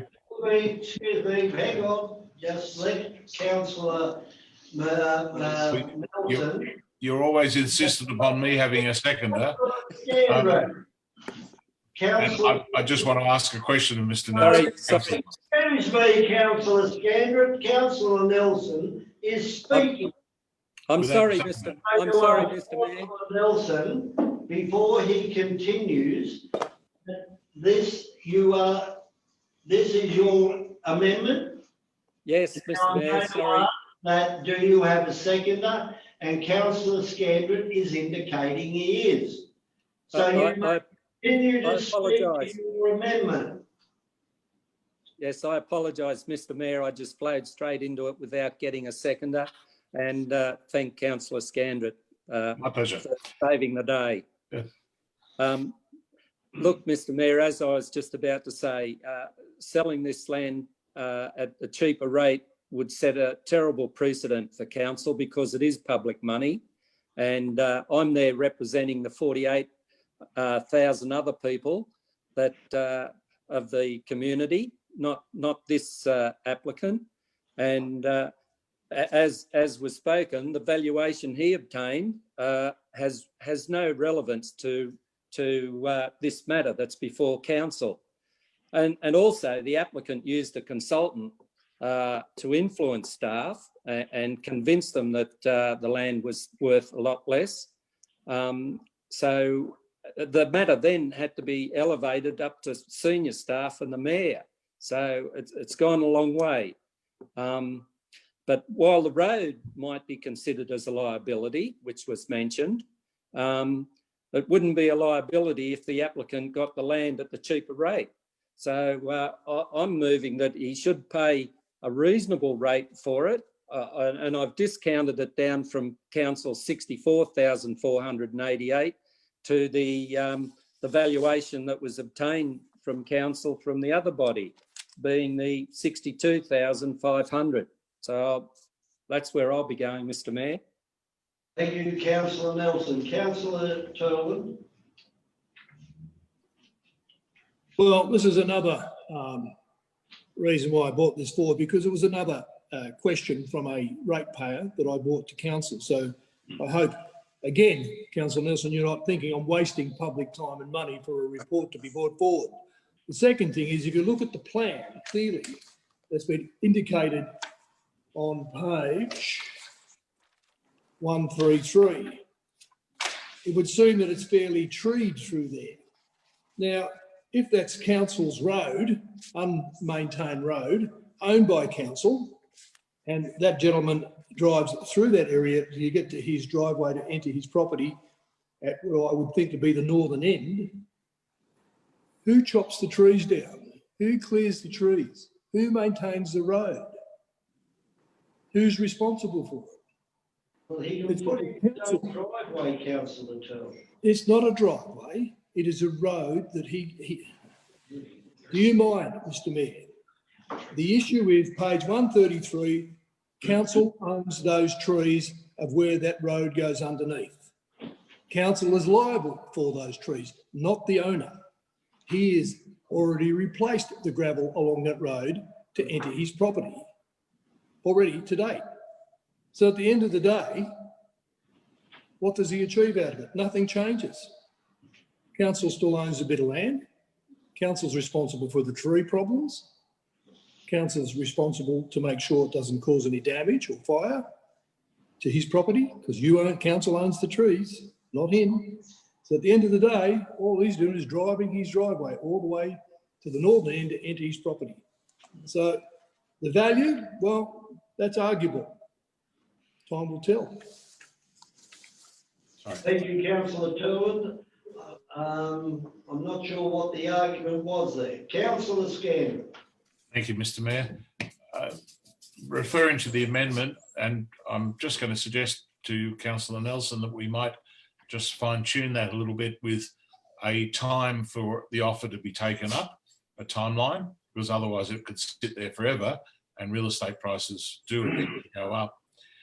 So leave that with you, but I would think, 3 to 6 months would be suitable, councillor Nelson.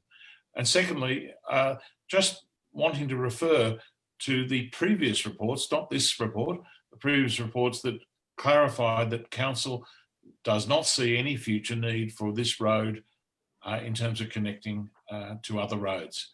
I'm just suggesting, councillor Nelson, we put something in about that too. Oh, rubbish. Okay.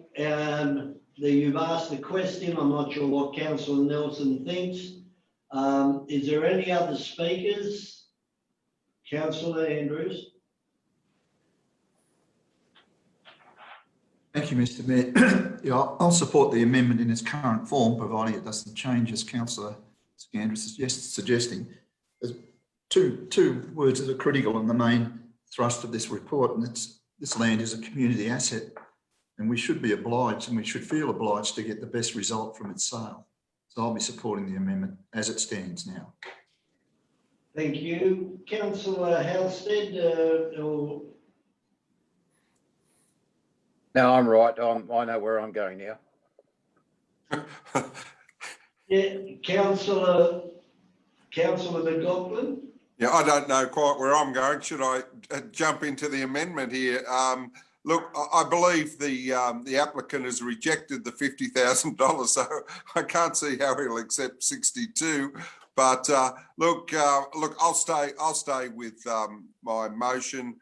I think he has gone to a fair bit of expense, and he knew he was going to have to go to expense to have it surveyed and do those things. So yeah, look, I'll stay with my motion. I'll see how it goes, but I might get rolled. Thank you, Councillor McLaughlin. Well, Councillor Nelson, I'll have a bit to say here. You've thrown a thorny alternative in. Look, I will support the motion, not because, and I hear your comment about 62,000, and I will say that I believe council is doing a very fair thing.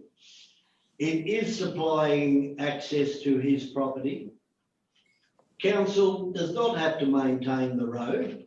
The trees, yes, if they catch on fire, any tree could catch on fire or fall over, as they've done in the last week and the last 6 months. So I think that's a bit of a red herring. But be careful what you wish for, because I might go down as well, and the applicant who has been complaining about $50,000 may find no alternative. But I will still stick with the offer that council made and stay with that. But we did not pressure anybody to buy this land. we are still not pressuring anybody to buy this land. The applicant volunteered in signing the agreement that he would pay for all the expenses, as Councillor Nelson has pointed out. And that's on his shoulders. We are debating and have debated now in a heated form something of not our making. We didn't do this. We're just following a procedure that was requested by a ratepayer. And sometimes I'd like to know how many people in the term of the councils that I've been on have put a submission in to buy a paper road, then objected to paying the price. I mean, not many at all. I reckon you count them up on the back of None in my time. No, we still have the motion and we have the amendment. So you want to sum up, Councillor Halstead, are you right? McLaughlin. Oh, No, I'm fine. Yeah, that's right. Okay, so we'll put the amendment, all in favour of the amendment, moved by Councillors Nelson and Scandrett. Please put up your card. Councillors Andrew, Nelson, Scandrett and Halstead. Those against? Councillors Gare, Turland and McLaughlin. The amendment is now carried. And I put it now, it becomes the motion. All in favour of the motion, please raise your hand. Yep, I'll support it now. Okay, so it's supported 4 votes to 1 with Councillor Turland voting against. Thank you, councillors. Sometimes the first offer is the best. It's the best. 12.1 on page 134, the development application determined. Somebody move that. Move that way, Mr. Mayor. Second. And Nelson. Any discussion on the ones that have been determined?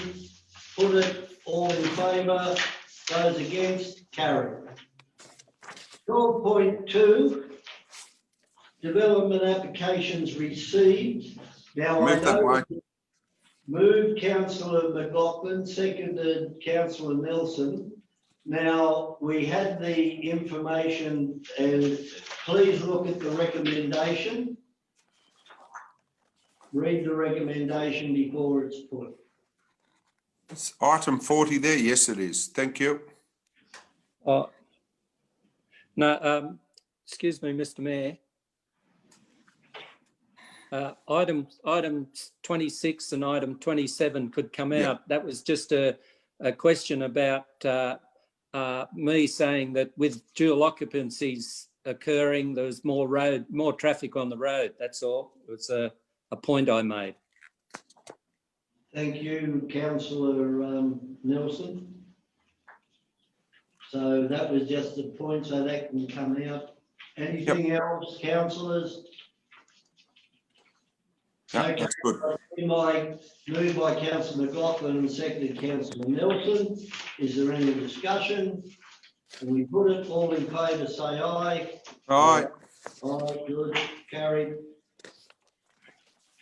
We now on to 12.3, development application 200355 for the use of farm buildings for. Move the recommendation, Mr. Mayor. Okay, you I need an introduction.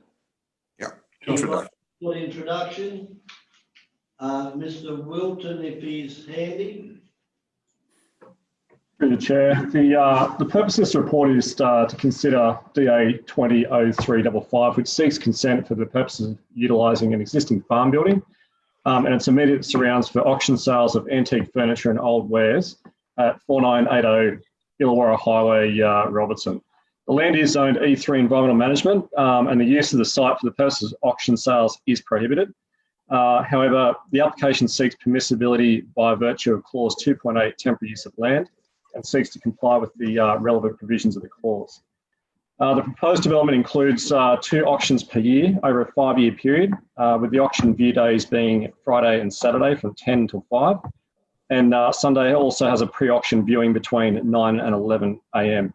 Sunday auctions commence at 11 a.m. for approximately 6 hours, and an informal on-site parking provision for 60 cars will be provided within the paddock areas of the development. With items won at the auction, they will be removed by Tuesday of the following week. In terms of the assessment of the proposal, council staff have recommended, by way of conditions of development consent, that an upgrade to the eastern driveway to Transport New South Wales requirements, and also a closure of the western access point to the property and reinstatement of the road verge. Council staff have also recommended conditions requiring noise associated with the events not to exceed 5 dBA above the background noise level when measured at the boundary of the nearest affected property. Whilst the application seeks a 5-year approval timeframe, council staff have recommended that the consent be limited to 2 years to enable the suitability of the events to be tested, with the applicant having the ability to vary the consent for an additional 3-year period following that 2-year conclusion. The proposal was notified with no submissions being received during the notification period, and accordingly, council staff have recommended approval on this occasion. Thank you, Mr. Wilton. Councillor McLaughlin, then Councillor Turley. Yeah, thank you. Thank you, Mr. Wilton. With regard to the rates that these people pay, they would still be paying rural rates, I take it, for this commercial venture? Mr. Wilton. Through the chair, I believe they'll be paying rural land rates in relation to this development.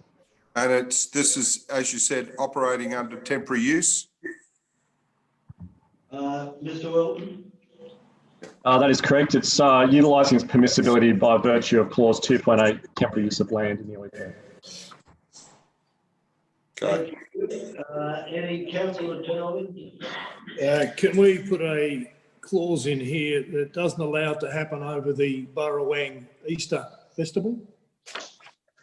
Because otherwise you're going to have an enormous amount of traffic going into Burrawang at the same time you've got this happening. Well, it's up to, you can put it in that. Auctions not be held over the Easter weekend. Auctions not be held over the Easter break. Is that what you're suggesting? I'm just suggesting that because it'll be a nightmare if we've got both of these things happening at the same time. Councillor Turner, I'll accept that. I presume you're going to second my motion. Fair enough. I'm not going to argue against it other than to say it is a highway. That's right. So I'll second the motion, but it has to have the Easter weekend not allowed. Agreed. Right. Right now, is there finished with questions? I'd like to move an amendment, Mr. Mayor. Hang on, whoa. We have a motion, we have a foreshadowed amendment, but do I have any questions? Yes, question, Mr. Mayor. Yes. Okay, Councillor Nelson, then Councillor Scan, and then Councillor Halton. Just asking the question whether there are other premises in the Shire that could hold auctions of this nature. Can councillors, hang on, we're getting a lot of feedback. Can we mute ourselves when we're not speaking, please? Please repeat your question, Councillor Nelson. Yes, just wondering whether there are any other premises in the Shire that could be holding these auctions, particularly in a commercial area. There was one on the other side of Bowral in Kirkham Road. I don't know if it's still operating during the COVID. Don't know, councillor. Have to be taken on notice. Could I just ask a quick supplementary question? Councillor McLaughlin. Okay. No, you're right. You're right. I said that you're taking lessons of Councillor McLaughlin for a quick. Oh, right. Thank you. Look, it was stated today that the Traffic Authority has approved this, but it was also pointed out at the same time that traffic turning right into this property, it may well cause an accident because they turning right, it's on a highway. So I think we should be conscious of it. Thank you. Okay, so I don't know if that's a question. Oh, sorry. Should have been a question. We're still on questions, but I think you've done your debating point, councillor Nelson. Councillor Scandrett, was it then councillor Halstead? Is that the? Thank you, Mr. Mayor. I think that's been covered by Councillor Nelson by the RMS report. But anyway, the question that I have for staff is, are there any restrictions on clearing sales in terms of this type of activity where the obviously the applicant owns all of the goods for sale? Aren't we better off having control of this? Again, I think that's a bit rhetorical, but I'll put it to Mr. Wilton. Through the Chair, clearing sales are generally of a private nature and not for commercial benefit. I think that this development is in relation to a commercial venture, seeking to obviously profit from sale of items that are obviously taken to the site compared to sale. Yes, my question also said, aren't we better in being in control of such activity, Mr. Well, I think that is that's a rhetorical question. I don't think Mr. Wilton can answer that. Would you like me to rephrase it, Mr. Mayor? I could say, is it preferable that council controls occasional activity like clearing sales? I'm not going to allow Councillor Mr. Wilton to answer that. That is a rhetorical question. Councillor Halstead. I'll put mine in the form of a question, but it's pretty obvious the answer. The staff there, and I'll start with Mr. Wilton, he'd be well aware of the fact that I oppose full stop temporary use under clause 2.8. Thank you. Thank you, Councillor Halstead. Okay, is there any further question or are we into debate? Okay, then we are into debating point. Councillor McLaughlin. Hang on. Muted yourself, Councillor McLaughlin. Sorry, thank you. I'd like to move an amendment, Mr. Mayor. Okay, your amendment is?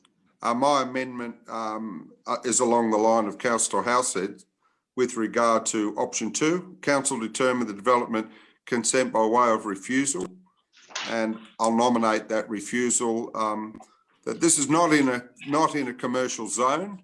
We have zoned areas in the Shire where people can conduct. Stop. That it will have to be a motion arising because it's a direct negative. Okay, all right. Your motion is that it be refused. That's your motion. Yep, and I'll give the reasons later. Do you want me to speak to it now or later?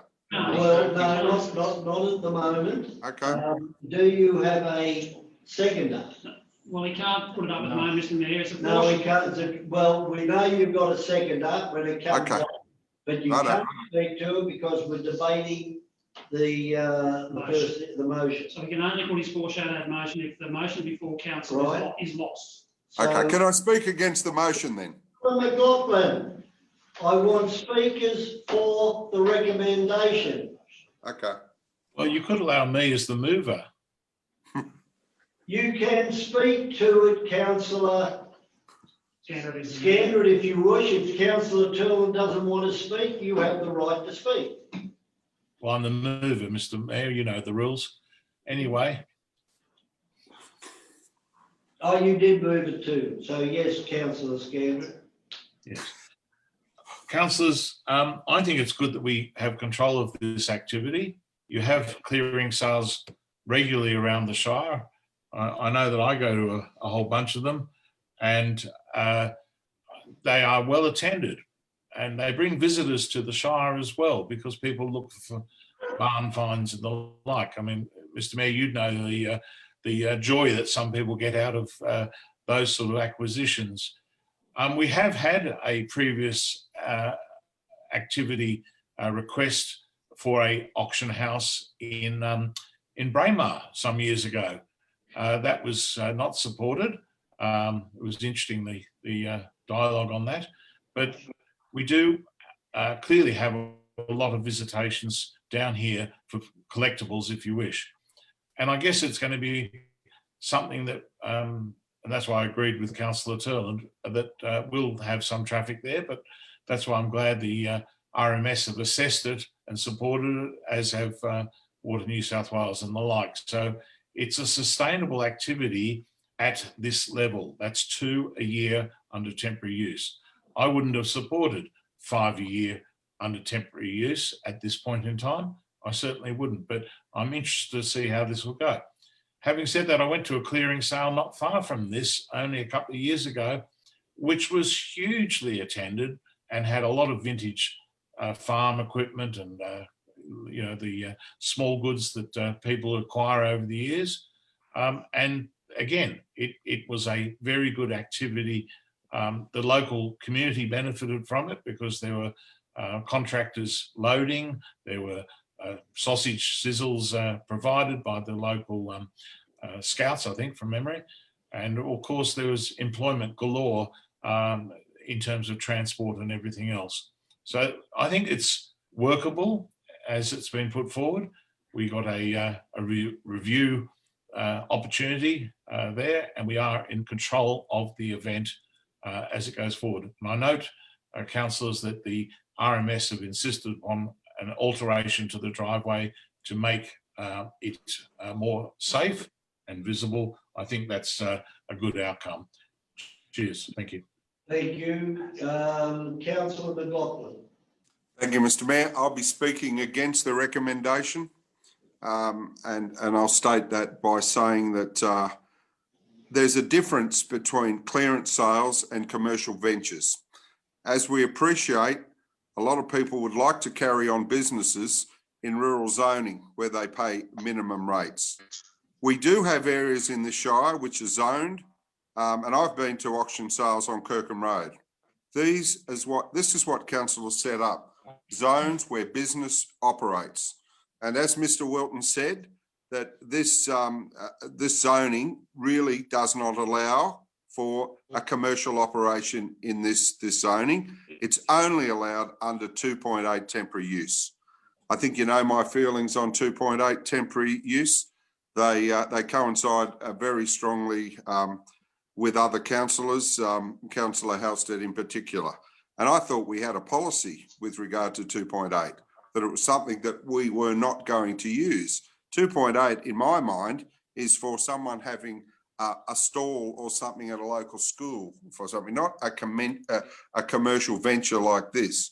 And we have seen in the Shire where a lot of people want to set up and do all manner of things in rural zonings on a commercial basis to the detriment of our rural lands. So I think we've got to be careful, councillors, that I know it's only a couple of times a year, but I've got some real concerns about this. The other concerns that have been raised about the safety of people turning in a 100-kilometre highway into this property and exiting. I think in foggy weather out there, in rain and all sorts of conditions, this is an accident waiting to happen. I know it's had approval from the RMS, but I think that they've got a problem there, and we might be sorry that this happens. We mightn't be responsible. Clearance sales are a different thing.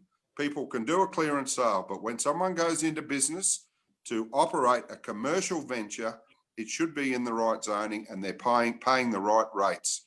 And that's what we do in our LEP. We set up an environment for people to carry on business, to operate business in the right zoning. Mr. Mayor, you pay certain rates to operate your business, and that's what you do. And people that operate a business in a business zone pay the correct rates. So I'm not going to support this for those sorts of reasons.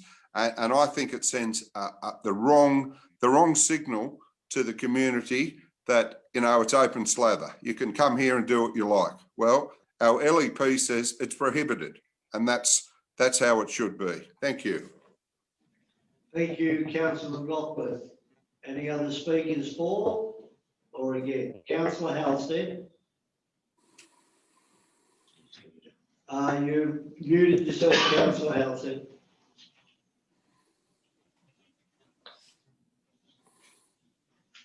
Hang on. Try it now, Councillor Halstead. No, you're still muted. Turned himself off now. There he is.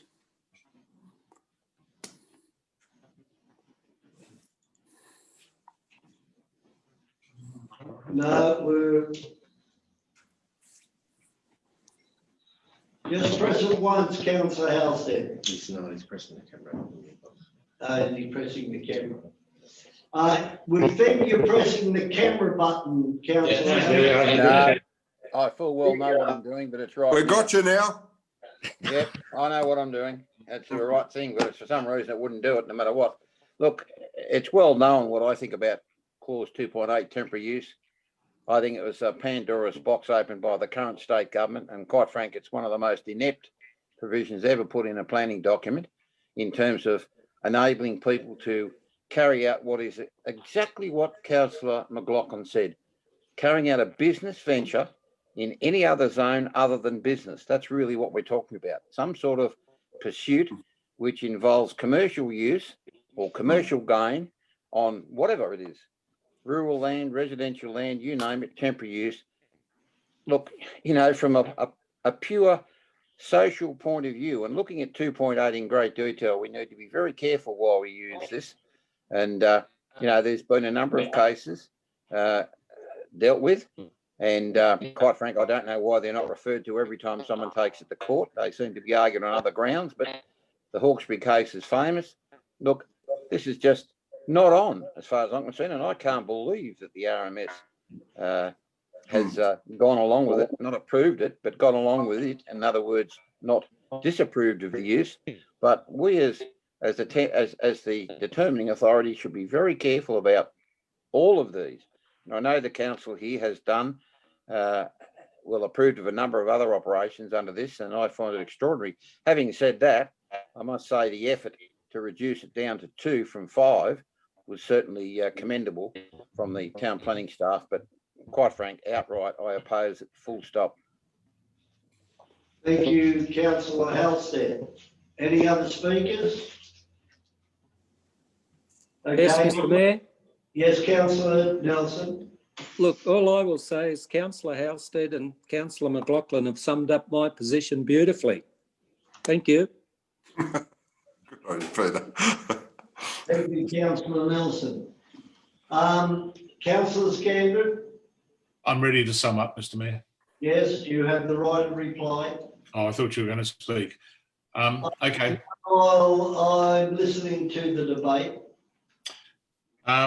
Well, Mr Mayor, as you know, we do have exceptions to the rule. In fact, as Councillor McLaughlin said earlier, your own premises is a standalone type thing. But the one I want to talk about is the Burrawang Fair. The Burrawang Fair is a massive impost on Burrawang two days a year, because there's set up and then there's the day. And of course, it does have major impact on the road, but we do allow that because it's good for the community. It's well patronised, it brings commerce to the town, and it provides employment. And this, I think, in its reduced form, does that. I wouldn't have supported it at 5 a year. I wouldn't have supported it because we would have probably had to deal with issues that we didn't want.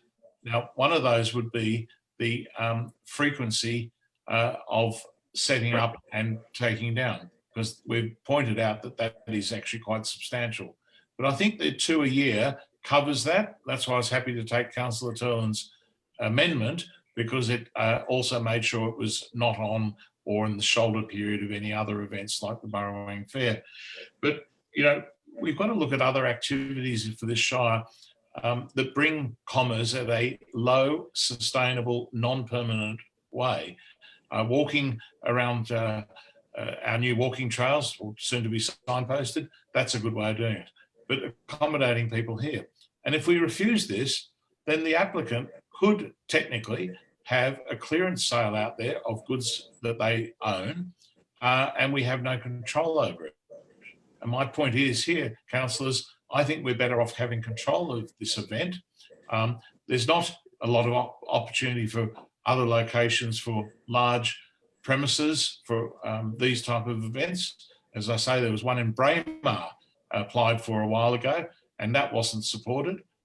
Let's give this a go. We've got control of it. Your 2 a year is there.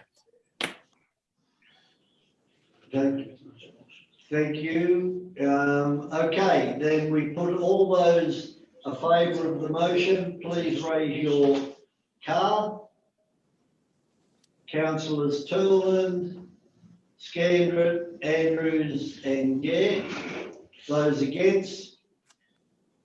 Councillors, those against, turn your card around, I think, Councillor Halstead. No, the other one. It's all right. Okay, we know you're against, so Councillor Halstead, McLaughlin and Nelson. I declare the motion carried. No. There's no foreshadow motion now, the motion has been carried. Okay. So we move over to page Heritage Assessment of the Yarrabin 32 Kingland Road, Barrel. Happy to move that, Mr. Mayor. Second, Mr. Mayor. Okay, so we have a mover and a seconder. Councillor Turland had his hand up Question? as a question, so we'll take questions first. So there's a mover and seconder, Councillor Turland. So the new owners of the property, they are aware of this recommendation? Is Sarah on? Question, are the new owners aware of this recommendation? Sorry, I'll just check. Is Sarah Is I'm- anything? Mark, I'm here, so want me to answer it? Michael Park's on? Michael Park is on. Yeah, look, thank you, and through the chair, and apologies, my camera is not turning on for some reason, but look, the new owners, well, the current owners have been made. Firstly, they were looking to make contact with them in relation to undertaking an assessment. We have notified them of this report coming up to council. I think their solicitors have made contact with council to get a copy of the report, and we've provided a copy of the report to their solicitors.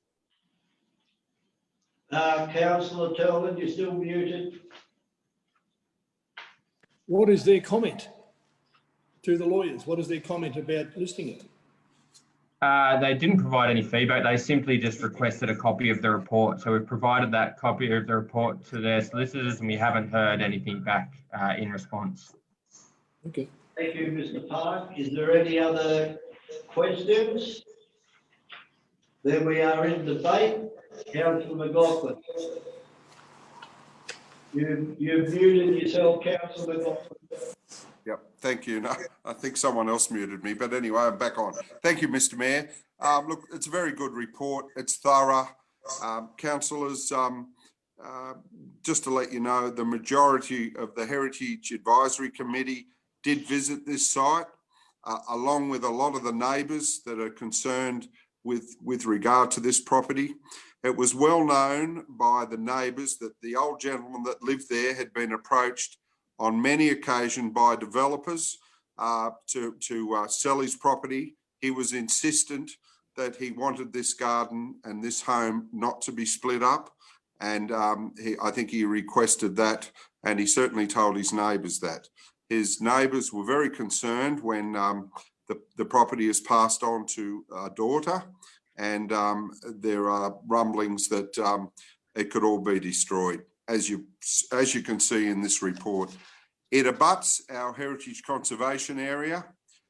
It is a substantial property in Barrel, and as Dennis McManus spoke earlier today with regard to these issues in Barrel, there are developers out there looking to carve up the jewel in the crown in our Barrel district and across this shire. Now, the developers are being a bit hamstrung at the moment in Sydney, where there's a moratorium on seniors living in certain conservation areas and what have you. So, you know, we've got to be aware, councillors, that there are properties where you can have, you know, as Dennis McManus said, have seniors living, and it's a positive thing. But we've also got to be very aware of what we want to protect. And as our planners have said, our heritage planner who spoke about this afternoon said it does tick 5 of the 7 boxes with regard to retaining this property. And it's a matter, it abuts the conservation area at the moment.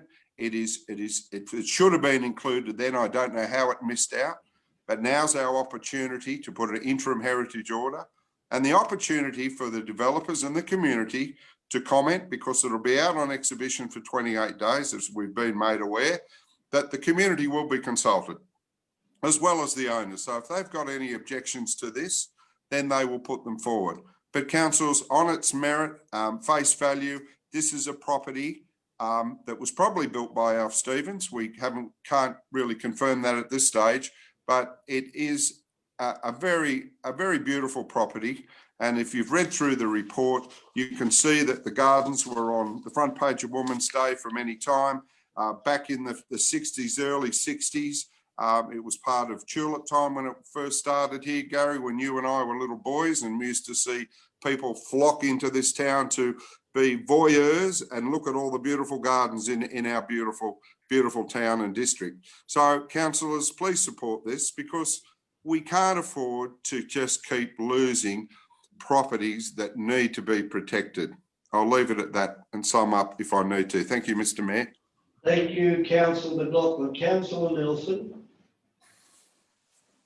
You've muted yourself. Unmute. Thanks, Mr. Mayor. I'll support Councillor McLaughlin, and if you go to the conclusion on page 193, it states there, a large residential site in the heart of Bowral, but just outside the Bowral Conservation Area, is under potential threat of inappropriate development resulting in the loss of the significant garden. This approach is consistent with the goals of the Wingecarribee 2031 Community Strategic Plan 2017 to identify, protect and promote places of significant cultural heritage. And Mr. Mayor, if this recommendation is adopted, there is a process in place for the owner to work through it. And as an aside, possibly council should be looking at a moratorium on seniors living development in this shire. Thank you, Councillor Nelson. Councillor Turlin. Well, here we go. It's all to do with the garden, the trees and the house, not in the conservation zone. But we have Station Street, which has trees that are listed by the National Trust in the conservation zone, and we're not interested to listen and even look at the proposal of listing them, and they are in the conservation zone. So what we've got is two standards. One, that one's outside the conservation zone, we want to bring it in. One that's in the conservation zone, we don't want to bring it in. We don't want to listen to it. We have the same guy, Dennis McManus, that recommends the trees in Station Street be kept, 8 of them. And here we are, prepared to pull them out. We're hypocrites. You can't have it both ways. So what we've got is a situation, and I agree it should be kept, no doubt. But why in 2020 are we getting to a point of saying, oh, look, we missed it. It should have been in the conservation zone 20 years ago, maybe 30 years ago. We're bringing it in 2020 because of the fear that might be lost. It's extraordinary. We had the same thing at Welby Park, which we haven't finalised that bit yet. But the owners didn't even know the house was going to be recommended for a listing because they bought a potential subdivision.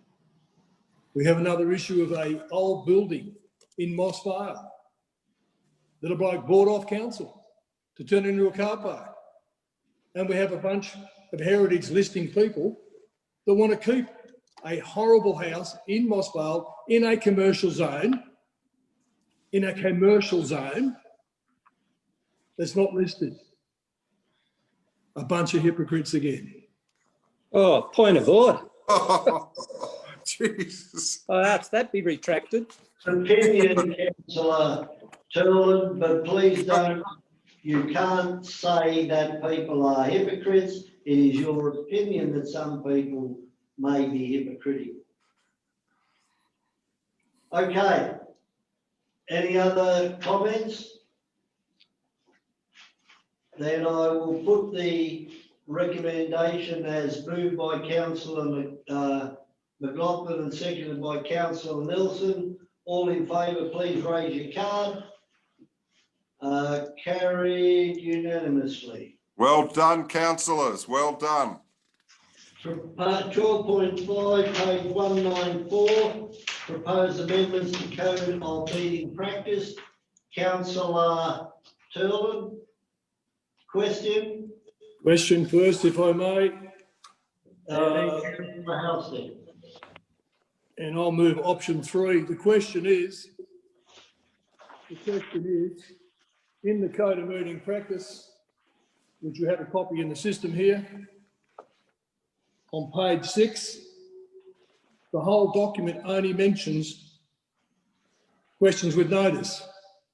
There is no mention in the standard and the document that we've approved, this is the standard document, anything about notice of motions. So my question is, how can we adopt the standard document as we have in 2019 that only mentions one thing, questions with notice? Never mentions in the standard document notice of motion. Okay. Councillors, I'll get the acting general manager to read it out, but it's on page 6. Page what? Page 6 of the Code of Meeting Practice. Okay. Councillors, under your Code of Meeting Practice, giving notice of business to be considered at council meetings, 3.10. The councillor may give notice of any business they wish to be considered by the council at its next ordinary meeting by way of a notice of motion to include it on the agenda of the meeting. The notice of motion must be in writing and must be submitted prior to the close of business at 4:30 p.m, 7 business days before the meeting is to be held. So the Code of Meeting Practice does deal with notices of motion, as it does with questions with notice, which appear down below that, where it talks about question with notice, 3.14. Council may, by way of a notice submitted under clause 3.10, ask a question or response by the General Manager about the performance or operations of the Council. So both of those issues are covered in the Code of Meeting Practice.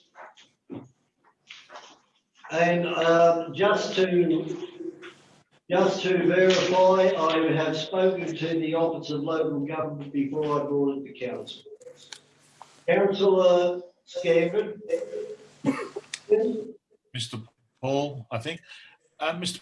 Paul, have we undertaken any research or reference to OLG or Local Government New South Wales to find out if there are any other councils that impose a limit on notice of motions and questions with notice?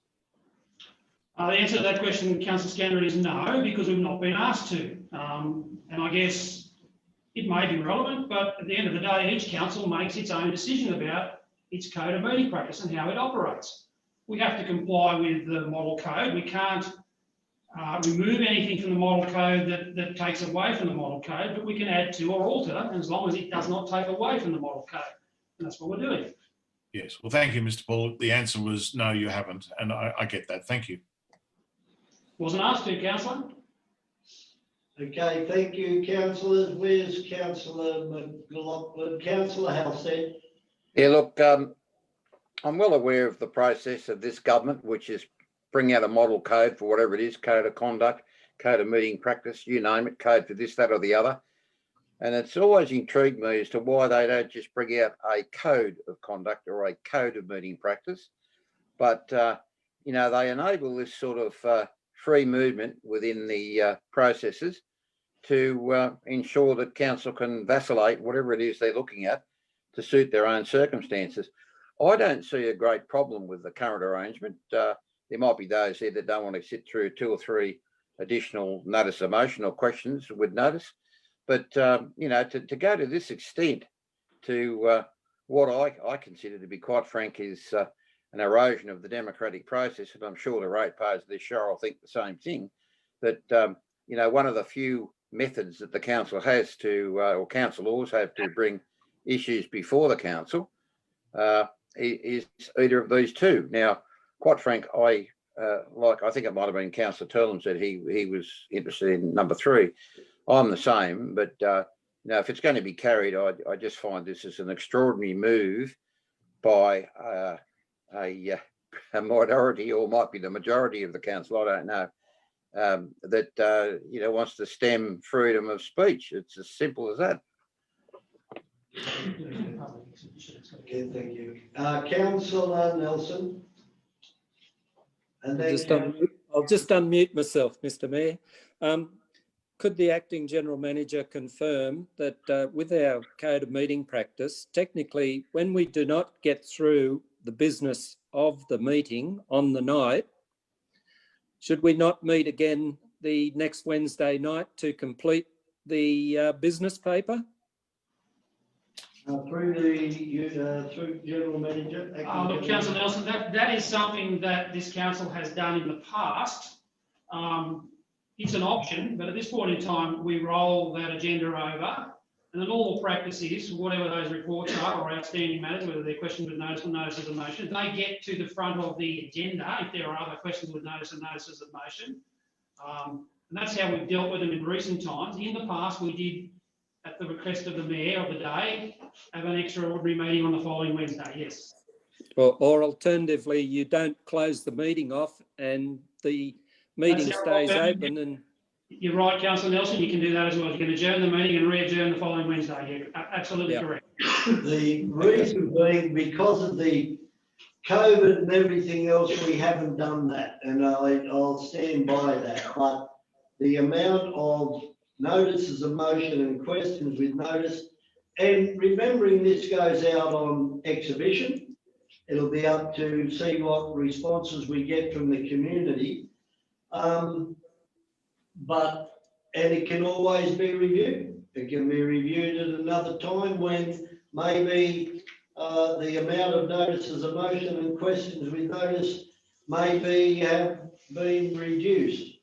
But it is just extraordinary the amount of notices of motion and questions with notice when a phone call would suffice. Councillor McLaughlin.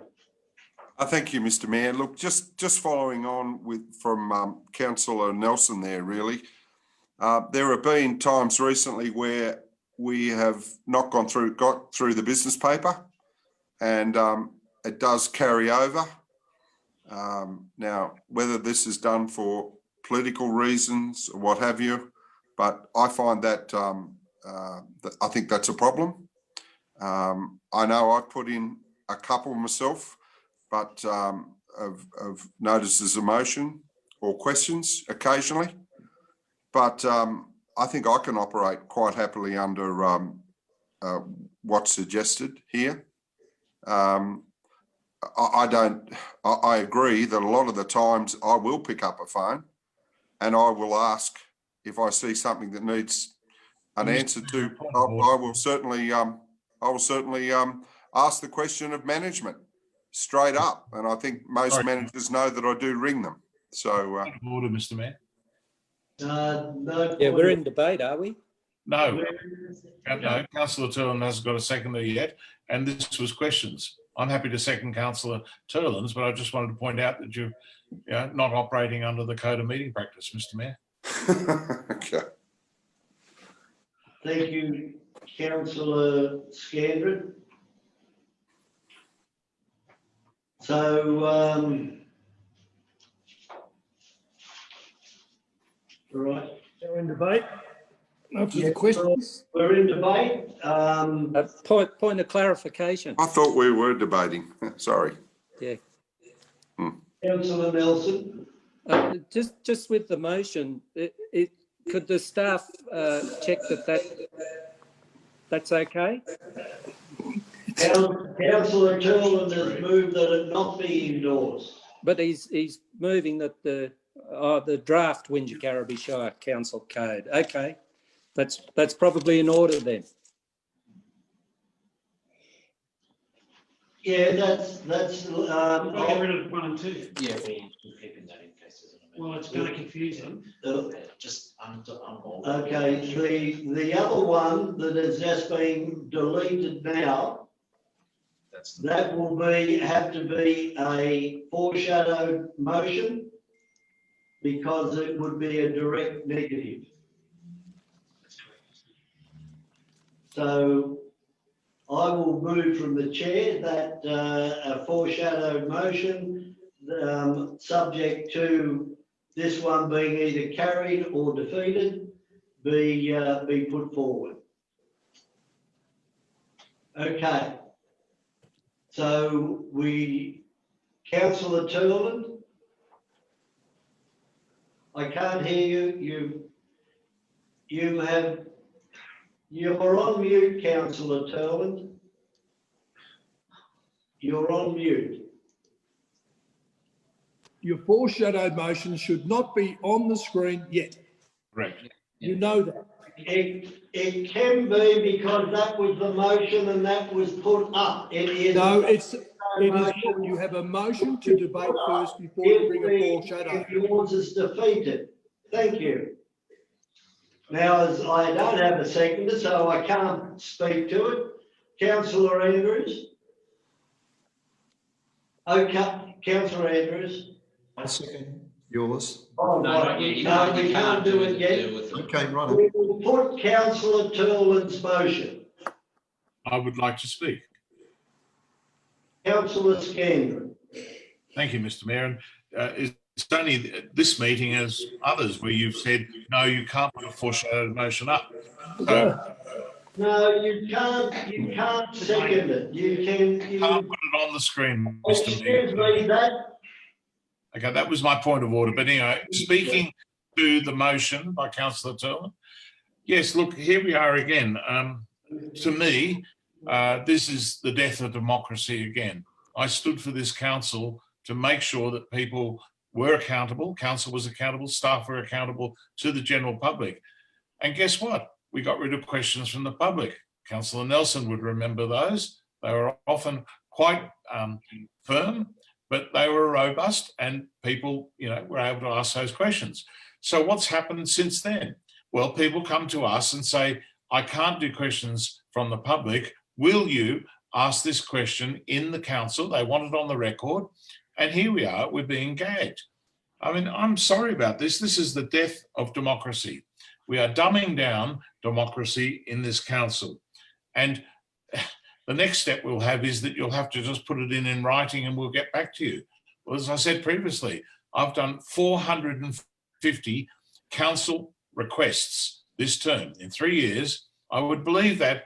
Yes, I know, Councillor Nelson, it's extraordinary, but that's the number the staff told me the other day. And that's the way I have to get those answers at the moment, or I have to put them into the council. Now, if the meetings run long, and that could be argued to be a function of us or all or some or whatever, I remember January, February, March, there were questions piling up because the main business of the meeting took over the meeting the whole time. Now, last term, we would have an alternative continuing meeting the following week. That was the normal procedure. We haven't done that this term. But in this case, I think it's very important that questions be allowed, whether they without limit, and that the staff and you, Mr. Mayor, with respect, manage those. Now, if they're backpiling up, that tells me something about how the meeting is proceeding. You can certainly, for example, you could have said here, I'm going to limit the amount of time. Oh, hang on, we've done that. We've got limits of 3 minutes and 5 minutes on forum and council requesting. This is a dumbing down, and I am going to oppose it along with Councillor Turland. I would be very interested to see what the public go and do. And I'm going to guess that some of them are going to hit their computers and start looking up the code of meeting practices for other councils to see if anyone is, well, somebody texted me earlier, gagging their elected council. Thank you, Councillor Scandron. Councillor Halstead, have you spoken on this, I think? Certainly haven't. Certainly haven't. Not on this one. I'd like to make it clear that I rarely put in the two you're talking about, but that's not the issue. It's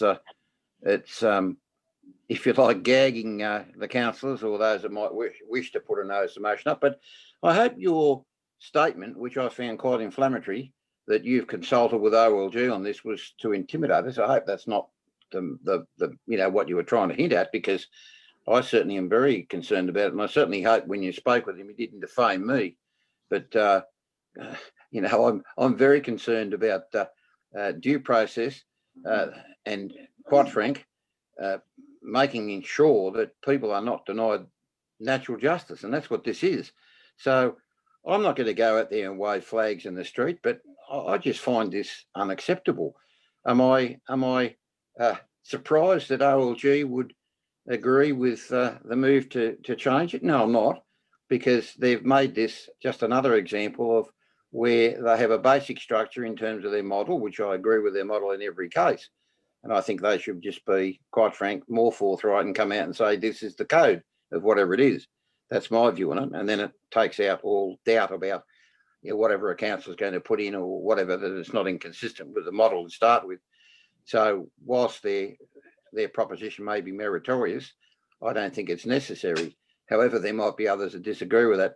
So look, fundamentally, I disagree with the proposition to change this. It's another example to me of, if you don't get it right, then you have another lash a couple of years down the track. I mean, I know that the OLG have had to amend their model codes, and quite rightfully at the time they've done it, and they're quite good. But like I said, that's how they should stay, I think, for right across the board, so the local government's consistent, not changing from one place to another. So I'll be voting against anything other than the current status quo. Thank you, Councillor Halstead. All right, councillors, I think we've gone around the table. I'd like to make a comment. No, we've all spoken. I haven't spoken. I've only asked a question. Oh, I'm sorry, councillor. And if this meeting continues on and we don't get through the business paper, well, so be it. That's indicative of what's happening with the council. But anyway, Mr. Mayor, if I've got the floor, I'll continue. Yes, you have the floor. Well, I certainly don't want to see the death of democracy here, and I am a bit ambivalent about this issue. And I'm a bit concerned that Councillor Scandrett's put in 450 requests of staff to action, because that'd be taking up a lot of staff time, I could imagine. My concern is that the council hasn't been able to complete 2 of its last 4 council meetings, and some of the items have gone on to the 3rd council meeting. And one of the questions asked by a councillor had 10 parts to it. It's not just a simple question answer, but that takes a lot of time for staff to have to then answer those. It's like having a mini report from a question that the staff have to address. So I'm a bit ambivalent. I do think that councillors are using this question time as a bit of finger pointing, in my opinion. So I'm a bit worried about that too, as to the nature of those questions. And you only have to look at the questions that are on the business paper tonight, and the public can make up their own mind about that. So I'll just hear a bit more of the debate before I consider how I'm going to vote on this. Thanks, Mr. Mayor. Thank you, Councillor Nelson. Before you have your right of reply, Councillor Turlin, I've been hearing tonight that democracy is being eroded, that free speech is being eroded. Well, with free speech, with democracy come responsibility, and that is the responsibility of councillors to act within the bounds of in the spirit of the Code of Meeting Practice. And if it was acted upon in the spirit, there wouldn't be the need to look at reducing the number of questions and numbers of notice of motion. So, councillors, we bring problems upon ourselves most of the time. This wouldn't have, as Councillor Nelson aptly pointed out, this wouldn't have happened if everybody had followed the spirit of council meetings. And what would it be like I'm sorry, Mr. Mayor. Point of order. Councillor Scandron, I didn't interrupt you. I asked for a point of order. No, there is no point of order. I have done nothing to have a point of order raised. And I say the same thing applies with if every councillor put in 5, 8, 10 notices of motion and questions with notice, as has been pointed out, all we're going to do is debate the notices of motion and questions with notice. That's not the function of council. That is not the function of council. Councillor Turnbull. Well, it's actually interesting when you go back a little bit and you look at some of the questions that have been asked. The Berrimah overpass, it took us 5 months to find out when you knew 5 months earlier to tell us that it had failed. Point of order. You will not make false accusations publicly. Well, what I'll do is I'll download the tape and I'll send it to you so you can know that I'm correct. Now, if I didn't ask a question, within the system, nobody would know. The fire at the RRC, if I didn't ask a question 2 weeks ago, we wouldn't know where we were now. We're now going to have another briefing session. And we're now been informed that the EPA has been informed by council of spontaneous combustion. Well, that wasn't told to us 2 weeks ago. Interesting, if I didn't ask the question, I wouldn't have been told. The Argyle Street question, a ratepayer came to me, I asked the question. I have every right to ask the question on behalf of a ratepayer. Franklin Street, same thing. I have every right to ask a question in relation to a complaint made by a ratepayer. Now, the trees that are coming up further on T158 and T159, I have every question to ask there. I've asked back in May for the Arborist reports that council must have over the last 5 years, as you indicated, to have them left in the Station Street plan. Have I been given those yet? 4 months later? No, I haven't. So I have to ask a question. So what we have is a closed door system with some of the staff that don't want to actually tell us what I ask. I've had no response from that at all on the T158 and 159. Again, one of those questions were made by Janine Armstrong earlier when she made a complaint about the trees coming out. We were informed on May the 1st that they were coming out on a Friday afternoon. They were gone on Saturday or Sunday, whatever it was. So if we don't have the right to ask questions, what's the point of being a councillor? You're now paying yourselves another $4,000 a year and you just want to sit here and not ask questions on behalf of the public. You've got to remember, guys, it's the public that voted you in to ask questions, to make sure transparency was put in place, good governance was put in place. How could the Berrimah overpass be good governance? I mean, I could go on and on with some of the failures. The asbestos that was put out to $2.4 million it cost us to clean up. Is that good governance? I mean, I could just go on with the failures and we ask questions and we get denigrated for we ask questions. You've got to remember, Mr. Mayor, it's not your money, it's public money. And public need to have an opportunity to ask the questions of how we are spending it, if we're spending it properly or not. I will put the motion as moved by Councillor Turland. All in favour of the motion, please raise your card. Councillors Turland, Scandron, Halstead. Those against? Councillors Gare, Andrews, Nelson and McLaughlin. I declare the motion lost. I bring forward the foreshadowed motion, which is the recommendation.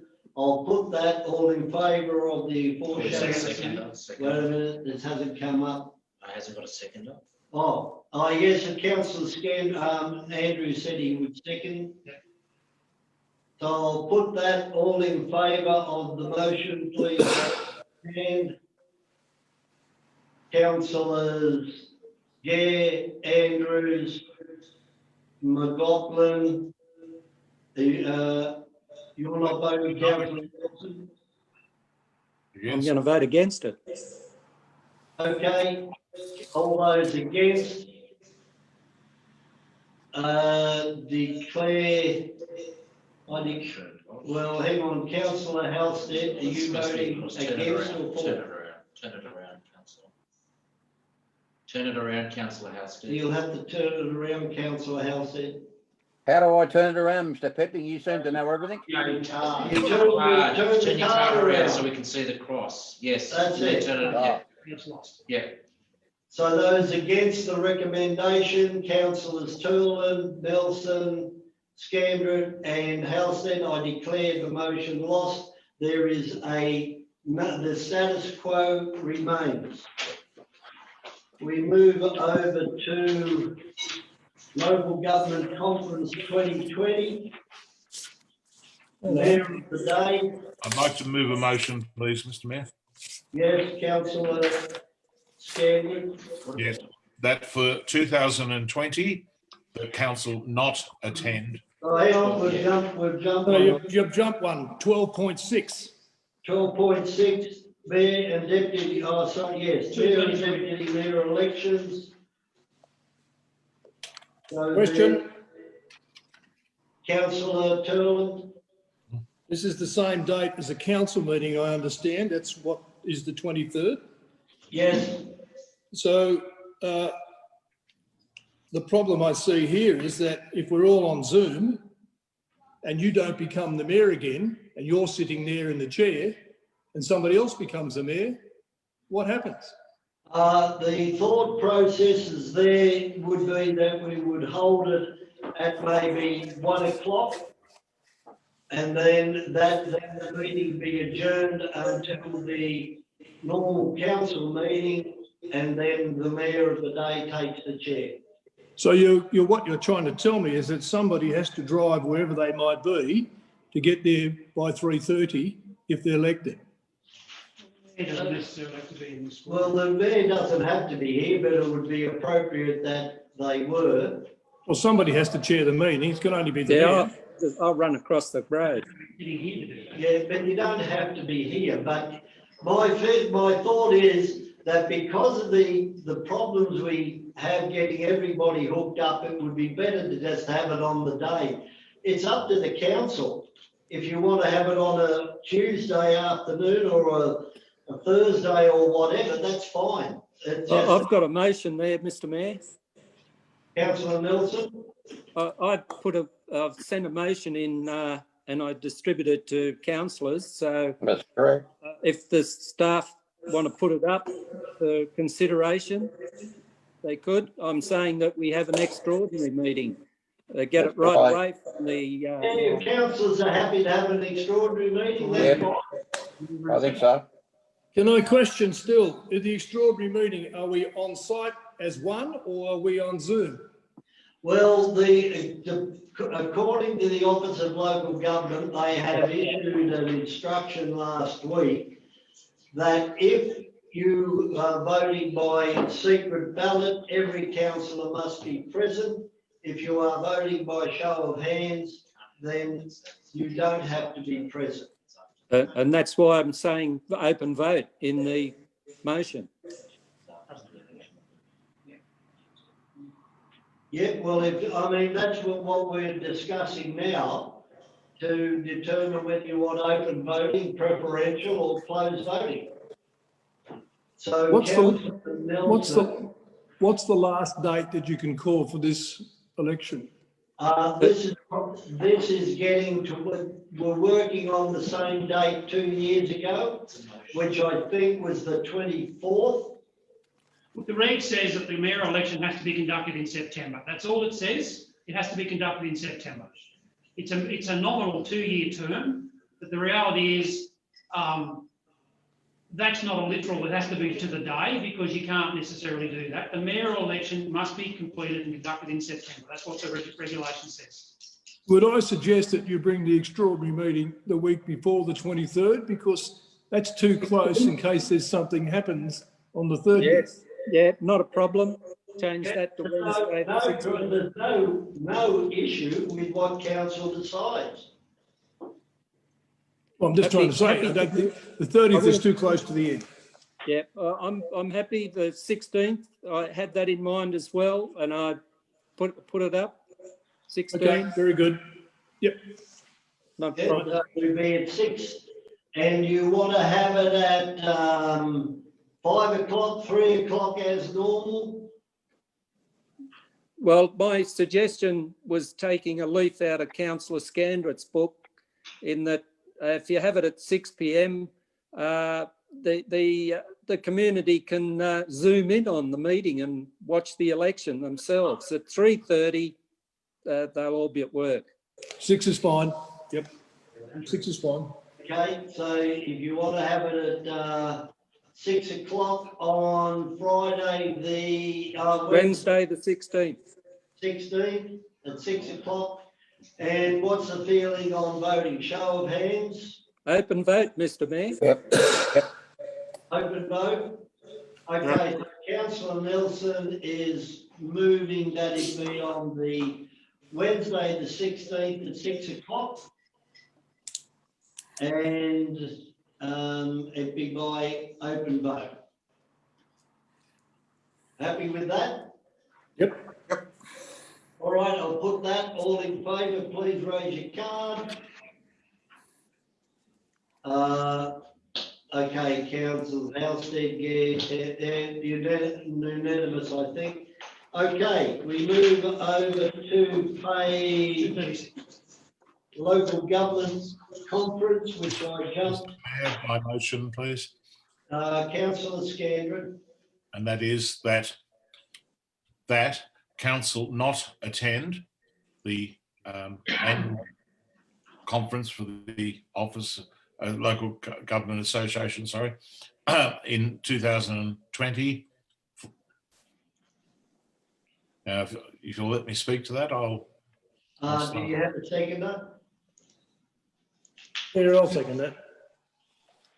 Second, Councillor Turlin. Thank you. Look, we're in difficult times, Mr. Mayor, and travel is going to be one of them, let alone investment in time, let alone the cost of attending such a conference and whether it will be truly effective.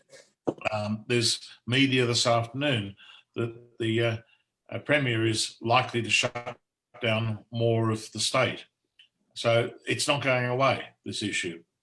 Personally, I think we should be saying to local government New South Wales that they should just bite the bullet and postpone the conference to next year.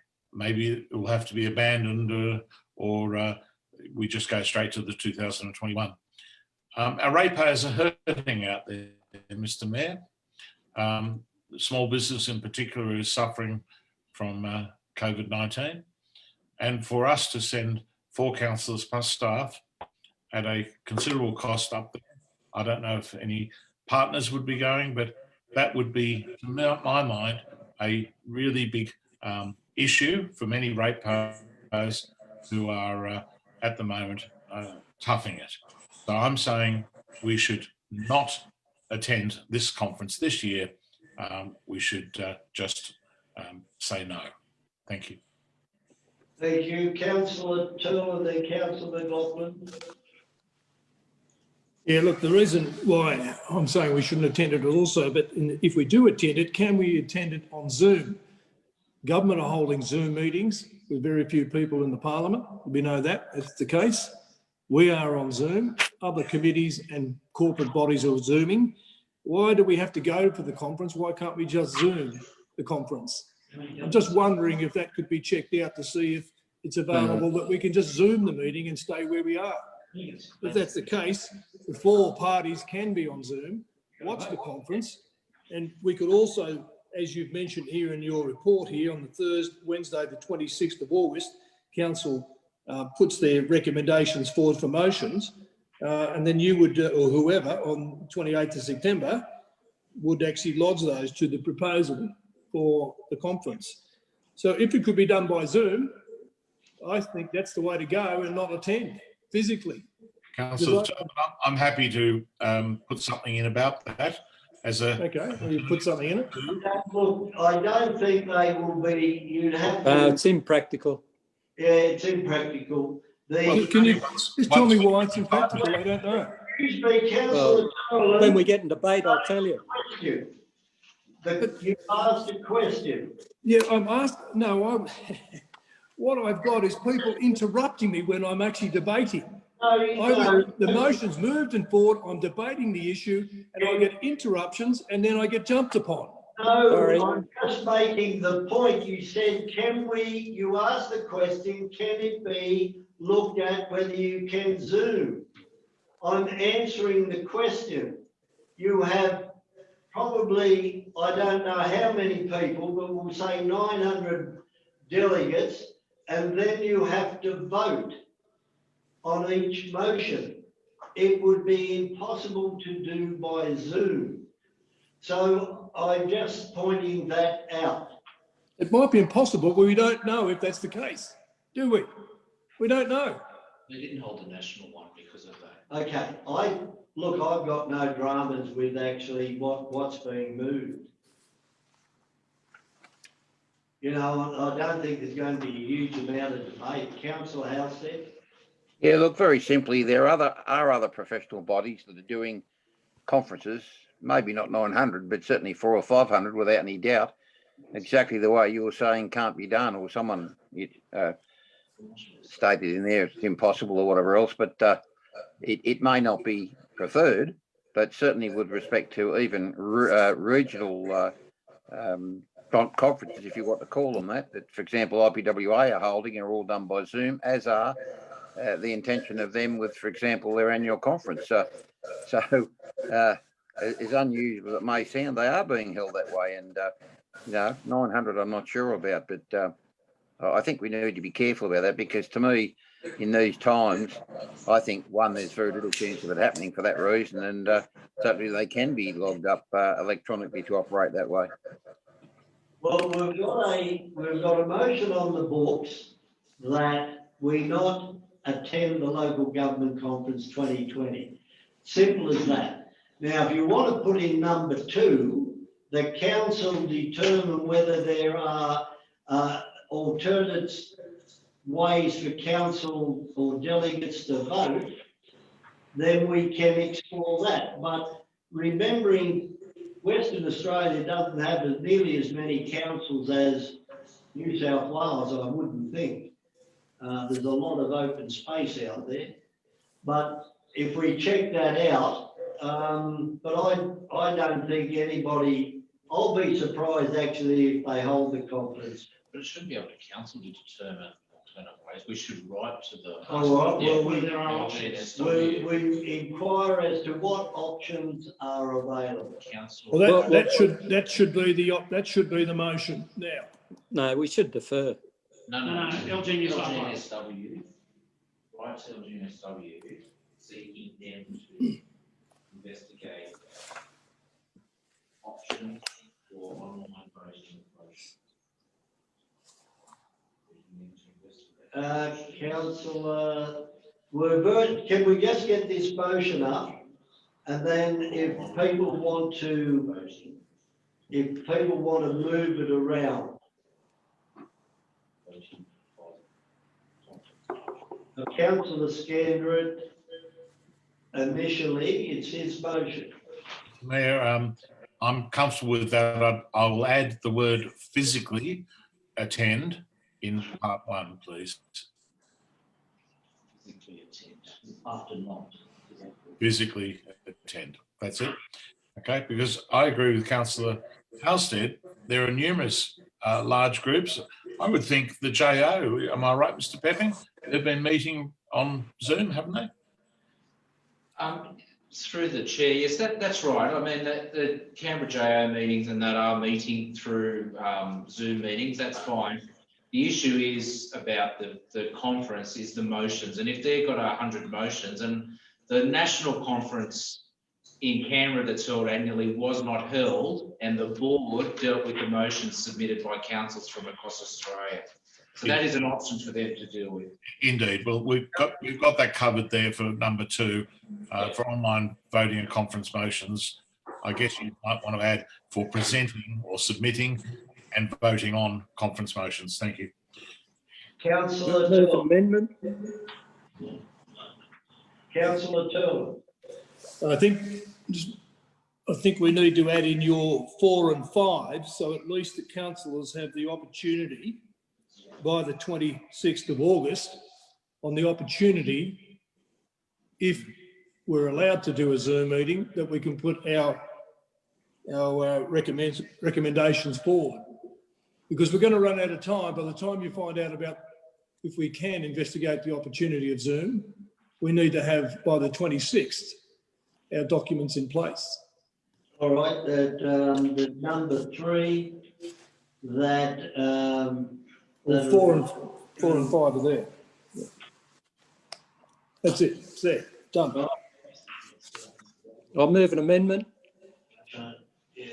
Now, before you go, Mr. Mooney has just questioned if we're not going to attend physically, the councillors then who would be attending, if there is the availability of having a Zoom meeting, of what councillors would have the voting rights. Indeed, Mr. Mayor, I thought we'd deal with that at the next meeting when the answer came back. Yeah. I mean, that's not urgent because we're not going. But is there, what's the report?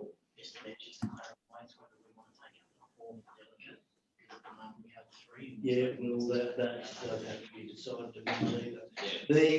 Have councillors, you're looking for the council staff to do a report. I think it's up to councillors themselves. Yeah, that's what I'm saying. It's in your motion that councillors put forward proposed motions. Yeah, that a report regarding. Yeah, that's fine. That's what it is. It's in your. Now, do you want to nominate the amount of delegates now that we won't be attending, but will be? Do we leave the delegates to be nominated at the report? It can happen in the 9th of September. Can it happen at the meeting of the 9th of September? I don't want to include that, Mr. Mayor, because the format of the conference may change and the commitment may be different. We can leave that till the next meeting, which is in here as being the 26th of August. Well, we can deal with it on the 9th of September. We can do it on the 9th of September. Any motions? Any motions and delegates be selected on the 9th of September? Right. Okay, put that in. Okay. 5. There it is. That 5, the delegates be determined on the 9th of September. All right, are we in agreement with that? Is there what you wish to add?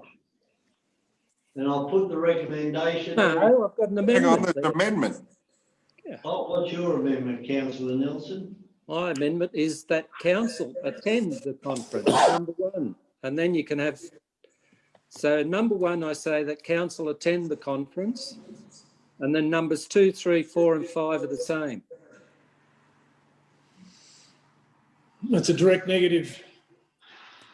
Well, but just put that up. Wait until it goes up. Do you have a second to councillor Nelson?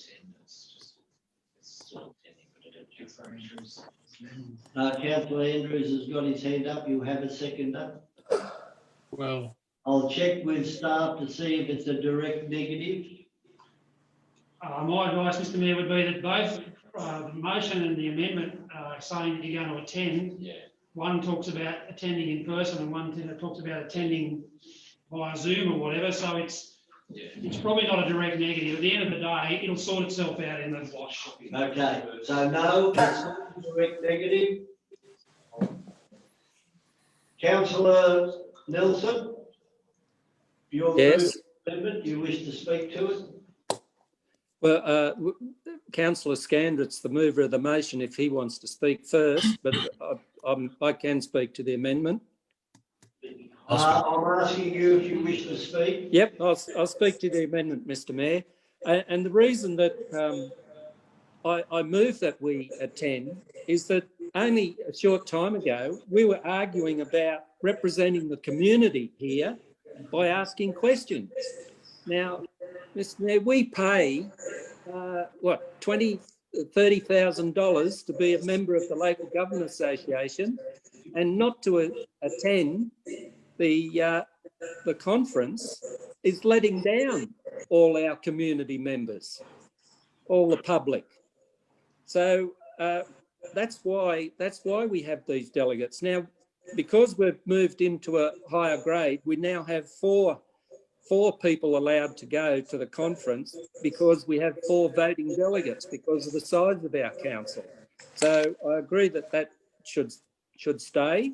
It's important because I've been at a conference where one vote has defeated a motion. So that 4th vote could be very important. Now, the second thing about the Zoom meeting, I take heedance that it would be good, but because there's 100-odd delegates, 120 delegates there, and they come from all of New South Wales, for Broken Hill, for Cobar, Brewarrina, to be able to sit out there and go into a Zoom meeting, that would be impractical. Well, that would be difficult. The impracticality comes about from having 123 people all hook into a Zoom meeting because that's how many delegates are attending the conference. And there's a particular setup that they have for voting at the conference whereby they are able to push a certain button, yes, no, and they get the answer instantly. So I can see all sorts of problems occurring with Zoom.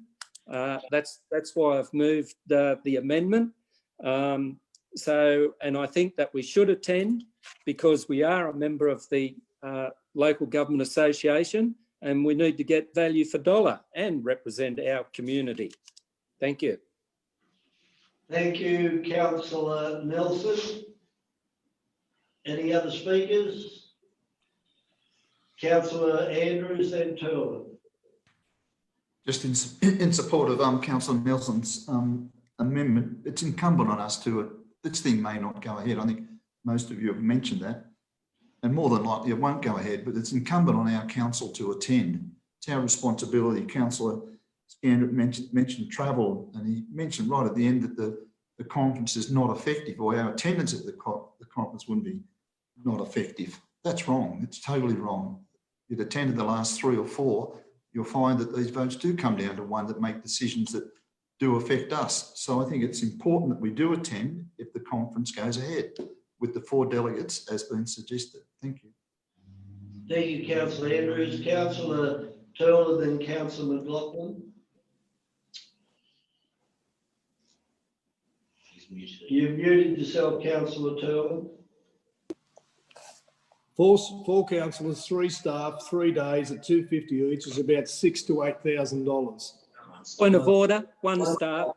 1 staff. Oh, I don't know. It doesn't say that, does it? It does. Number 3. Item number 3.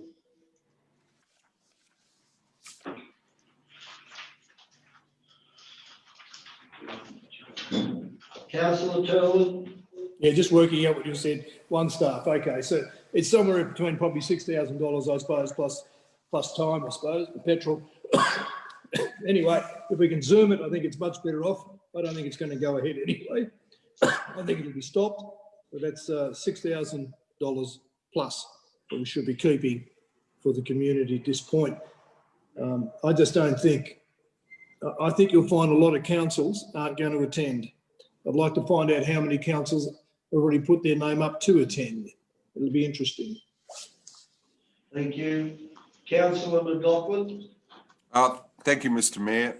Look, I'll be supporting the amendment. Look, as mentioned, it may not go ahead, but if it does go ahead, I think it's important that we are there. There are planning matters that I think Councillor Nelson has mentioned with regard to, we're seeing that there are moratoriums and things happening in different LGAs, and we're seeing things happening here that we need to maybe raise. So I think it's incumbent on us representing this community, and now we've got the 4 votes, that we put forward some of the concerning issues and we take them to this conference. And as I've heard many times from Councillor Scandrett saying how important it is to go along to these, and also Councillor Halstead, where we thought the federal conference was a waste of time, but this one, where we do have an input in with other local councils and regional councils to do with how that they bring this to the state government and look at what the people are saying, what we see as pressure on council, how we see cost shifting, a whole range of issues, whether it be our rural lands, fires, you name it. We've got so many issues that need to be brought to the attention of the state government, and this is the vehicle to do it. So I think if it goes ahead, I think we need to be there. If it can be Zoomed, fine, but at the moment I can see the problems. Thank you. Thank you, Councillor McLaughlin. Look, I'm going to support the amendment. You've got to have your feet under the table. If you don't have your feet under the table, you haven't got any reason to complain. It's a bit like the same in local community. If you don't participate in the local community, then you're really very hard to complain. So we pay approximately, I think, about $45,000 to the LG New South Wales for membership. And we may as well take advantage of what we, as representatives, to put to them.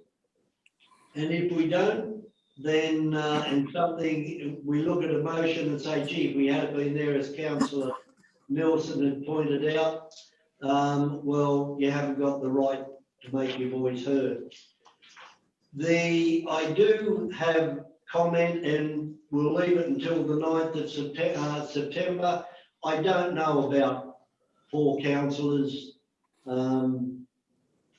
including the mayor. I don't think that can vary. That doesn't concern me so much, but I think there should be at least 2 or 3. It would be unfortunate that it is on and we don't attend. I do agree with everyone. I don't think it will. I think there is too much state of flux, and people will have to make decisions now as councils for bookings and whatever. But in the scheme of things, I think council should be represented and have our voice heard. So, Councillor, who moved it initially that we don't attend? Councillor Scandron. Thank you, Mr. Mayor. I think the cost of attending is probably more like 20,000, Councillor Turlin, when you factor in staff time and all of that travel time. I looked up just now, the rooms are around $200 a night. So 3 nights, 4 nights, depending on travel. But look, it's about the practicality of it. And I think at the moment that our ratepayers don't want us to be spending unnecessarily. And if it can be done on Zoom or in some alternative manner, that'll be great. That's why I supported that addition in there. And I noticed, Mr. Mayor, that you originally supported my motion with additions, and you're now talking differently. So I think the media, I hope the media who are watching drill into that, because you've been quite... Oh, point of order, Mr. Mayor. That is I don't want to be interrupted. I've got the time here. It's fair to make the observation, Mr. Mayor. I have seen people... I didn't call you anything. I just said that's why. A more forceful debater. Yes. Well, I mean, in recent terms, you've been called other things. I'm not doing anything like that, Mr. Mayor. I'm just saying I noticed your change. But here we are spending a lot of time, as we often do, on councillor stipend increases and entitlements, all of that stuff. They seem to take over the meeting. And I don't know why this has gone so long, Mr. Mayor. Anyway, Mr. Mayor, I haven't been speaking. It's been others and you. Okay, so councillors, I think it's an appropriate move, a frugal move to not attend physically and to await the outcome of information from the OLG as to whether there's an alternative electronic or similar method. Thank you. Thank you. All in favour of the Ma'am, amendment? I want to say something. Well, summing up's been done, councillor. Howard. Okay, that's all right. I'll talk at a later date. Okay. All those in favour of the amendment, please raise your card. Councillors Gare, Andrews, Nelson and McLaughlin, I declare the amendment. Are those against? Councillors Turland, Scandrett and Halstead. The amendment now becomes the motion. I put the motion. All in favour, please raise your card. Councillors Nelson, Andrews, Gare, McLaughlin. And those against, councillors Turland, Scandrett and Halstead. I declare the motion carried.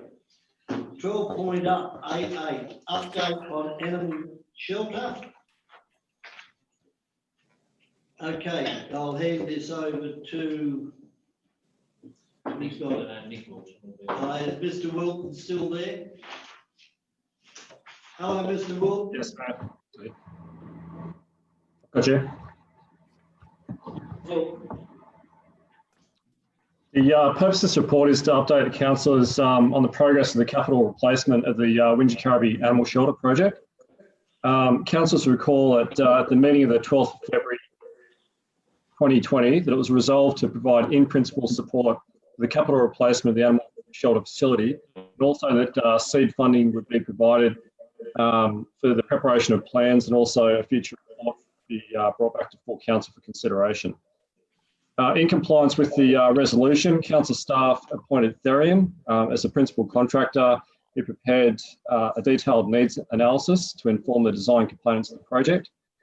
The animal capacity and program study was provided to council in June 2020 and was based on historical impounding data over a 6-year period from 2014 up to 2020. The report has been provided recommendations in terms of the proposed scale and capacity requirements of the new facility. It is based upon current operational requirements without any changes to policy positions or expansion of services provided by the council. Detailed plans are currently being finalised and will be reported back to council for consideration in September 2020. One constraint that has been encountered by staff in the preparation of detailed floor plans has been the lack of clarity around the proposed site, which would inform access and egress requirements, topography and slope of land dimensions, and also solar access requirements.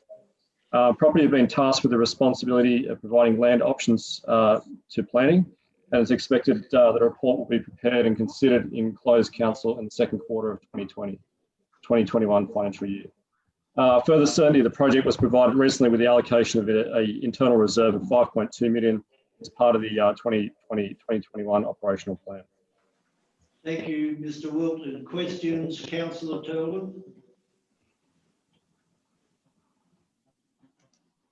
You muted yourself, councillor Turland. Well, you just mentioned that the report in relation to the type of structure will be back at September 2020. Is that how I understood what you said?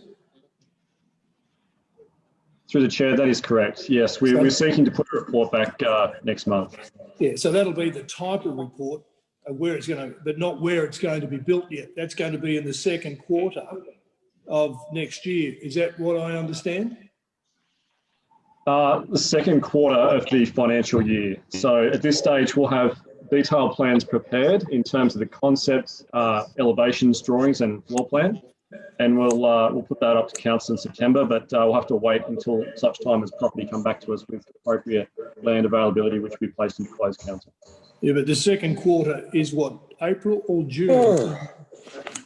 Is it April or June? October, November, December. Sorry? Be November, December. December of the financial year. So the second quarter of the financial year is October, November, December. 2021? No, 2020. We're talking a financial year, council, not a calendar year.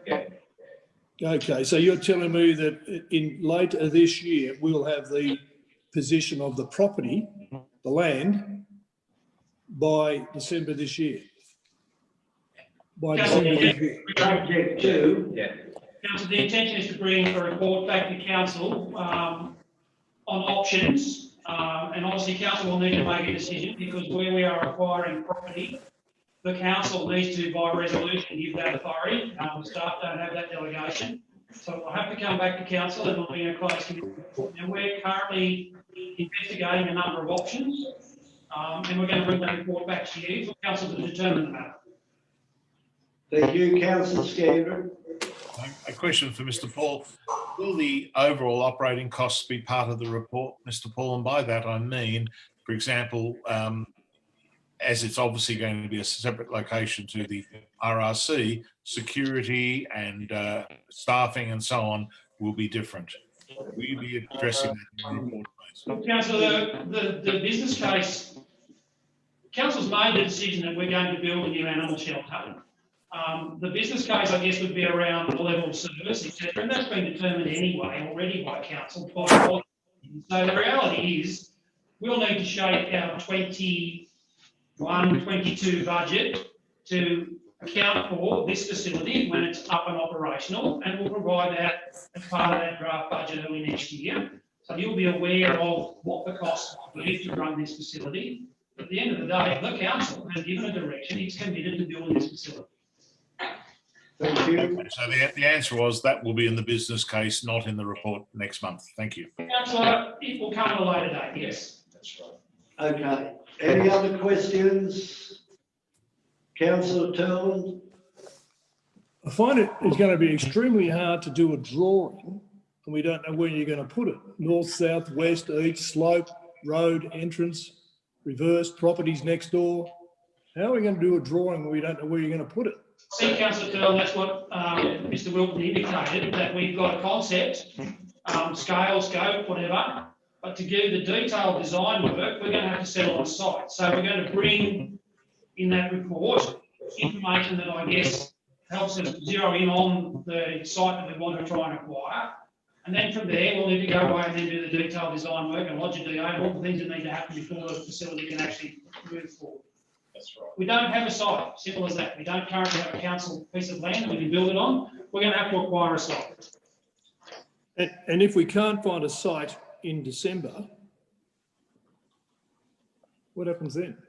Well, Councillor, we've got some options that we are exploring at the moment, and I'm reasonably confident that we'll bring something back to you that will give you options to move forward with. And it's really going to be a matter of whether council accepts the options we put in front of you. Okay, so there's still a long way to go, and perhaps you let the acting general manager get on with the job and wait until he brings a report back. All right, so the recommendation, would somebody... well, Mr Mayor, I'd like to add to the recommendation. Sorry, Councillor Nelson? I'd like to add to the recommendation a number 2. Yeah, so you're moving it. Yeah, I'm happy to move it. Seconded by Councillor Andrews. Wait, for the number 2 is that council examine the cost of animals being transferred from council's animal shelter to either / or Campbelltown City Council and Goulburn City Council. Does Councillor Nelson have a seconder for that? Councillor Turland? No. Do you have a seconder? Is Councillor Andrews going to second? I think Councillor Andrews has got his hands by his side. I'm after a seconder. Then if we don't have a seconder, it lapses for the want of a seconder. I'm now somebody to move the recommendation. Councillor Turland. I'll move it. I'll be putting an amendment. Okay, so the recommendation has been moved by Councillor Scandrett, seconded by Councillor Turland. No, he was moving an amendment. Yeah, well, I just want to add to now what will be the motion, which is put forward, it seemed, by Councillor Scandrett and myself. And what I want detailed, if I can, within this motion, is the 2 dates of the report that's here in front of us now, So we're working to a date, not just a report. And so, Councillor Scandrett, if you're prepared that in December 2020,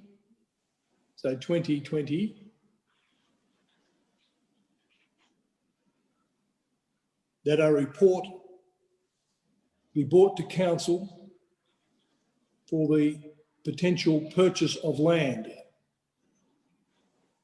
for the shelter. That's to clarify clearly of the timeline we've been told today. Make it the animal shelter, put in animal shelter. Animal shelter. Ms. Richardson. Now, does that meet your requirements, Mr. Pepping? Through you, Mr. Mayor, that's probably a question more directed at the acting general manager and myself, councillor, and that's something that we can work within. Okay, I just want to clarify that point. I'm happy with that. Accountability is a great thing. Okay, councillors, we've got a long way to go, so can Yes, that we have, so I need to speak quickly. Yes, you do, councillor Nelson. Well, the reason I wanted to move... Hang on, wait a minute, whoa. You can't speak. Councillor Turlin has been... Scandrett. Councillor Scandrett. Moved by councillor Nelson. You lapsed through one of the sectors, so you're speaking against the motion now. That's correct, unless councillor Scandrett wants to speak. Okay, councillor Nelson, you have the floor. The reason I wanted to move number 2 is that from the minute number 2520 that was moved by councillor Whipper and councillor Turlin, it states that council acknowledged the most recent and ongoing occupational health and safety risks at the Resource Recovery Centre. Point 3 said that council also acknowledged that conditions at the animal shelter have been compromised for some time and are posing increased health and safety issues for staff, animals and volunteers. Well, if the animals are in a situation that's unhealthy for them, then I was wanting to see if they could be moved to Campbelltown City Council or Goulburn City Council, which council has never explored. Council explored going to the city, but they didn't explore our nearest neighbours, Campbelltown City Council or Goulburn City Council. I suspect that the councillors were a bit worried that the costing of this might show up, that it might be more cost effective to do this rather than spend $5 million on a new dog pound for land that we don't even know that we might have or haven't got. Well, actually, we haven't got the land. And, you know, that was all done from a notice of motion, no report from staff, no information session. And so here we go. We're going to buy land high again, as it's been stated, and we sell low. So I'm a bit concerned that, you know, we're not exploring all our options in regard to the animal shelter. Thank you. Thank you, councillor Nelson. Any other speakers? Then I'll put the recommendation as moved by councillor Scandrett and seconded by by councillor Turlin. All in favour, please raise your hand. Please. Councillor Scandrett. Thank you, Mr. Mayor. Yes, look, this is moving in the right direction. Councillors and the public will recall that I have proposed on a number of occasions that we acquire land adjoining the RRC. That would have given us a very effective, there was 15 acres there we could have acquired for a very small sum, about $15,000 an acre. That opportunity has since disappeared. But my point here is there's one issue in this shire that has never had a voice against it, and that is supporting our animal shelter and rehoming of local animals. And to take it anywhere else would be just totally against the mood of the public. We've tested that, Councillor Nelson, last term. There was discussion about heading other directions other than up to Sydney. it was very strongly opposed by the community.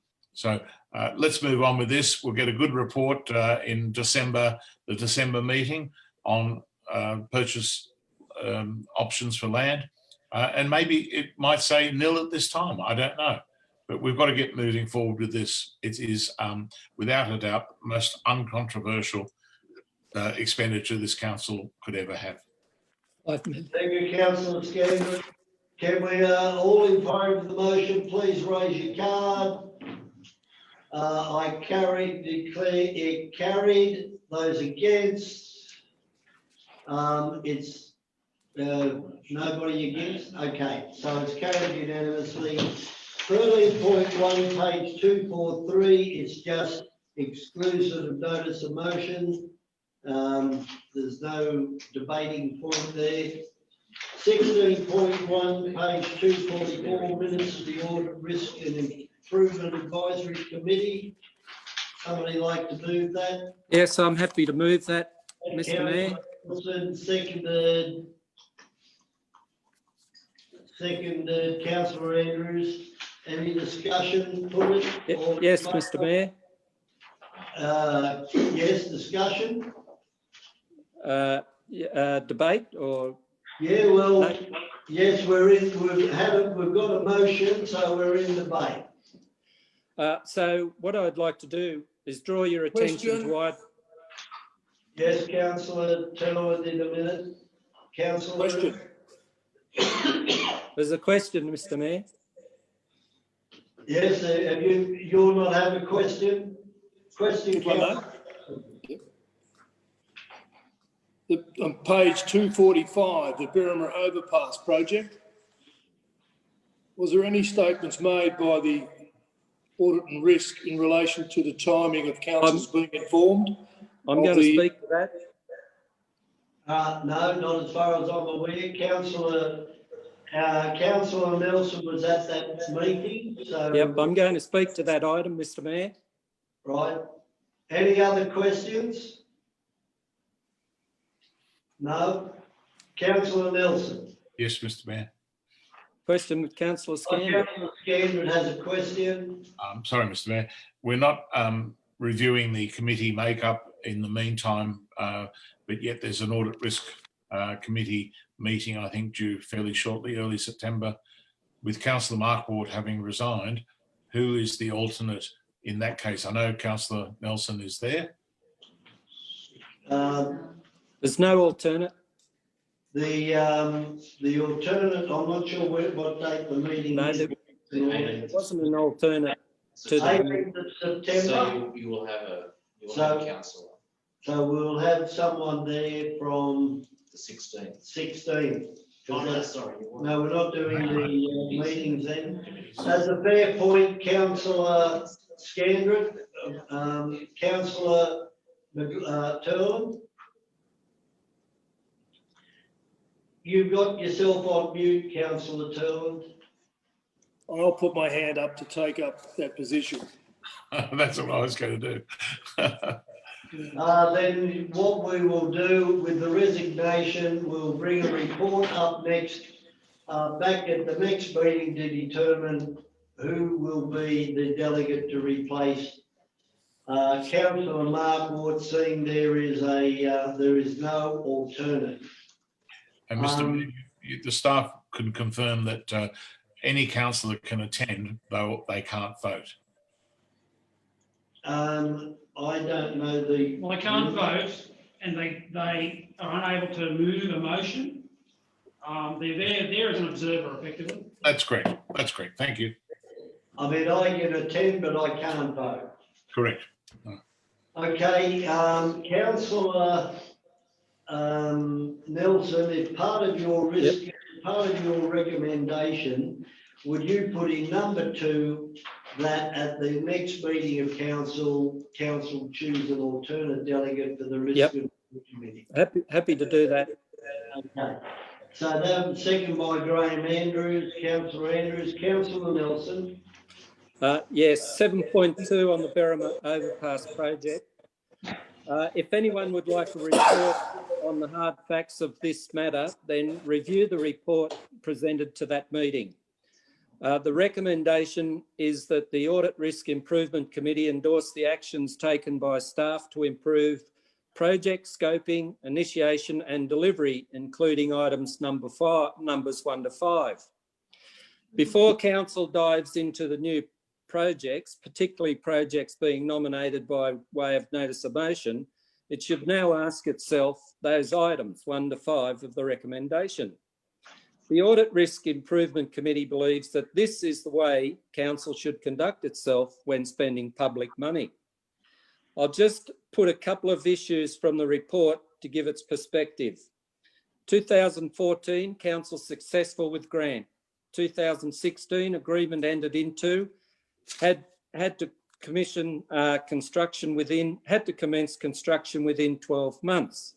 Project risks were not fully identified during the initial project investigation. The detailed design work being done externally experienced delays. The company engaged to undertake the project design had on multiple occasions failed to meet agreement timeframes for delivering the work. Then there was a takeover of that committee and the original design team had left.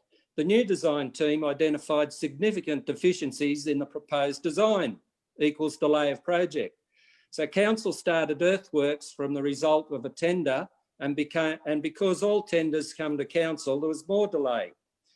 There was protracted certification process for relocating existing high voltage electrical services at the northern end of the site that are critical links to the cement works. More delays. And the certification process was delayed in part due to inadequate electrical design produced by a sub-consultant engaged by the design consultant. The development of design also involved protracted negotiations with Endeavour Energy to determine scope of works, and Endeavour Energy requirements changed a number of times throughout these discussions. So the cost went up and the land had to be acquired for easements.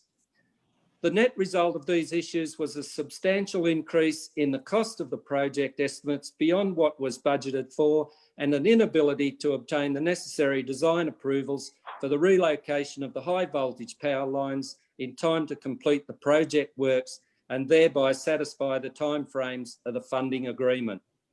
And I think the councillors and the press should get a copy of that report. I haven't got time, but it goes on to further outline the issue of how council should be looking at when they move into serious projects of money. Thank you. Councillor Nelson, for highlighting that. Councillor Scandron. Well, Mr. Mayor, I noticed that the minutes don't record the vote on that item, 7.2, the Berrima Overpass project. And if you look at the attendance on that meeting, there's only one councillor plus yourself, and you were only there for part of the meeting. The rest of the meeting was, with the exception of the 3 community representatives, was all staff. So, point of clarification, Mr. Mayor. That's the makeup of the committee. The community representatives are actual delegates who voted unanimously on that item. It doesn't say that, Mr. Councillor. Just to clarify, You don't have to. council staff do not have a vote in any committee situation whatsoever. I know that, Mr. Paul. I've been on that committee for 6 years. I'm just making the point there was only one councillor there for the whole meeting, and that's Councillor Nelson. Yes, and that shows that council. And I'm your representative.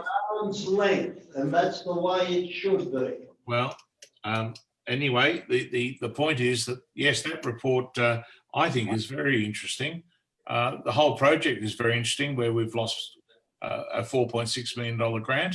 No, that's not correct. Not correct. That is going out live. I am going to ask when councillors from now on make false and misleading statements publicly at a council meeting, I am going to request the council staff clarify and correct Well, please correct me, Mr. Mayor. I don't understand it. Just let me speak. I am, Mr. Paul. Let me speak. The facts of the matter are that the $4.6 million grant, council has had acquitted to its account $1.2 million, which equates to 50% of the project cost at the time that the funding deed has been terminated. So effectively, council has received $1.2 million of that $4.6 million that was available. The reality is that no costs have been incurred beyond that $2.4 million at the point of time that 1.2 million was received. So council has got 50% funding of the work that was done out there. Thank you. And Mr. Mayor, had you allowed me to finish my Councillor Scandrett, please continue without, just make sure of what you say. Well, Mr. Mayor, I didn't say because I didn't finish because you you bullied me. In fact, you went over. Mr. Gare, Councillor Gare, I was going to say of the $4.6 million grant that was lost, of which we recently found out we got 1.2 waived, which we had received. That is consistent with Mr. Paul's advice as to 50% of 2.4 spent. Now, my point is there are facts and figures in here that I think need further examination. I'll just leave it at that. Thank you. That's why I went to the Risk and Audit Committee. And they have given their recommendations, which was eloquently read out by Councillor Nelson. Okay, so I'm asking for the minutes to be adopted of the, as moved by Councillors Nelson and Andrews. Put that all in favour. Carried. Thank you, unanimously. We move to page 262, questions with notice report on alternate barrel bypass. Now, there's a recommendation at the bottom that the question has been answered. Councillor Halstead. Yes, I'm going to move exactly what's written there, and hopefully there's no debate on it. Thank you, Councillor Halstead. I'll second that. Thank you, Councillor McLaughlin. Any debate? Thank you. Put it all in favour. Those against? Carried. Question with notice, Station Street upgrade 17.2. Councillor, I'm after somebody to move and second the recommendation. Move Councillor Turlin, seconded Councillor Scandrett. Do we have a Councillor Halstead again? No, I wanted to. You want to speak? Councillor Turlin. Yeah, well, I've asked for a copy of the Arbus reports in relation to these two trees on 2 occasions and have not received anything. All I've got is a statement made in front of here today. And as we had a briefing session earlier today, we now have some photos.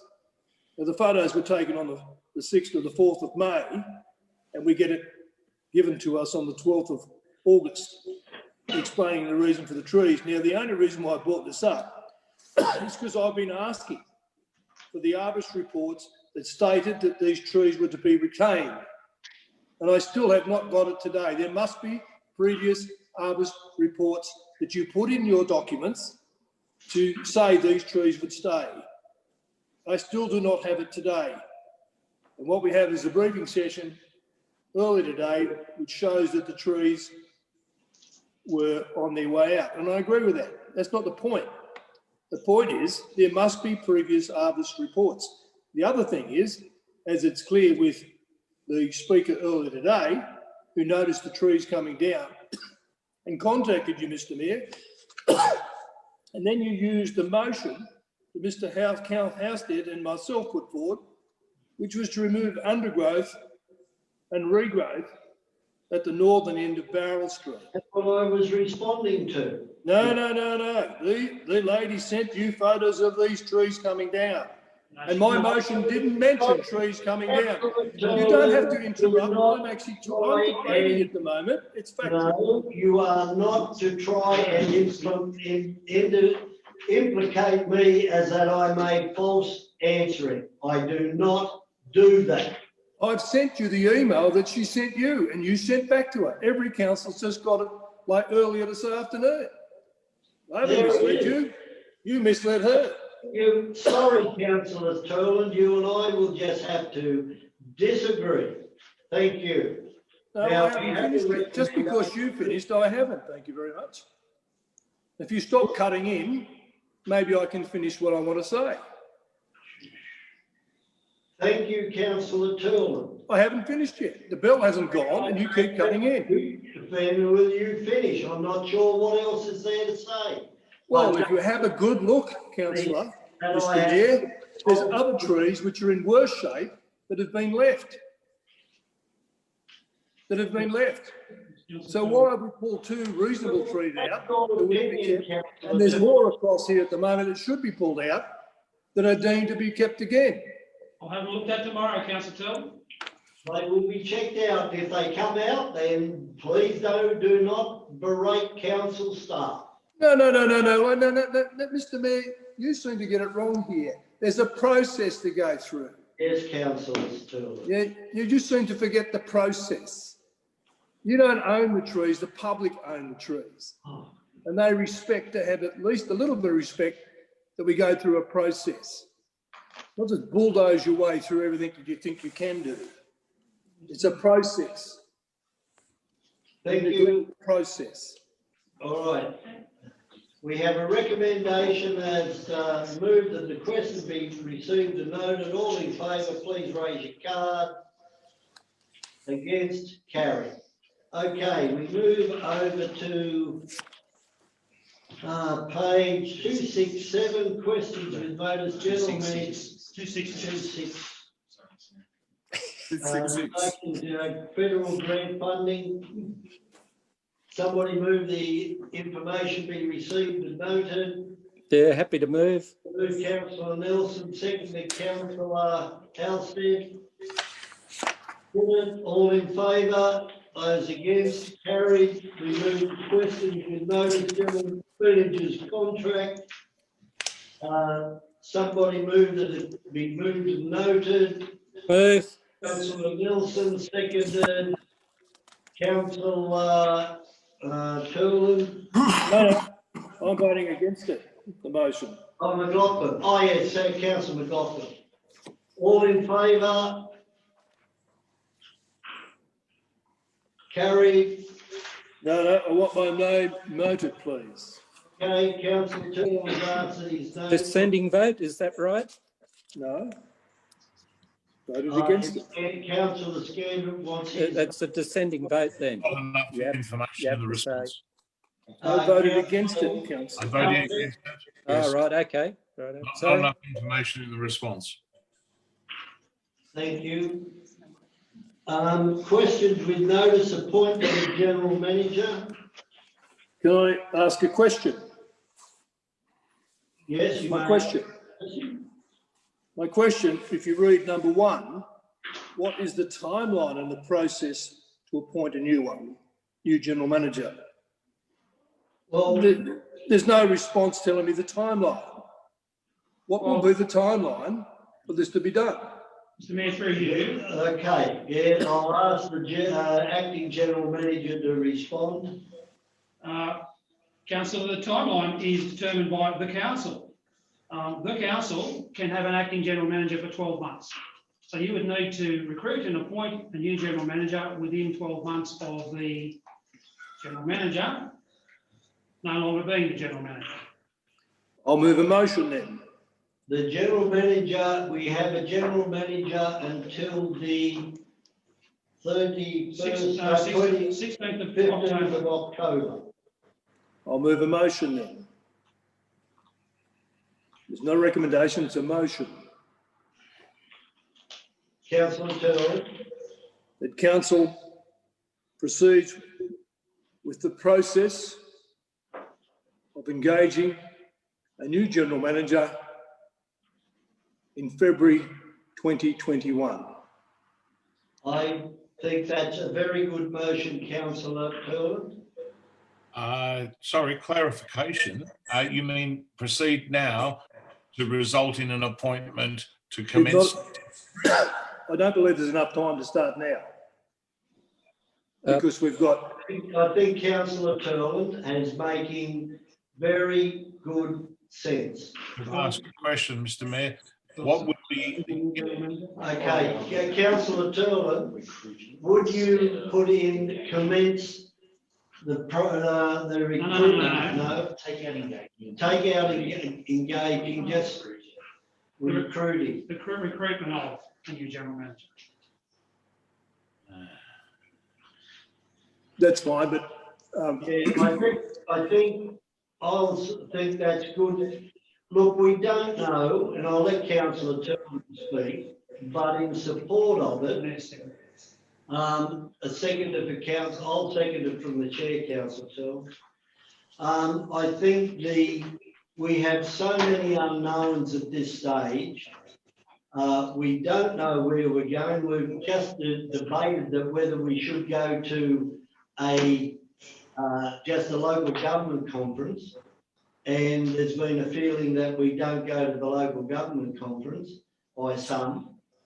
On the other side, we have a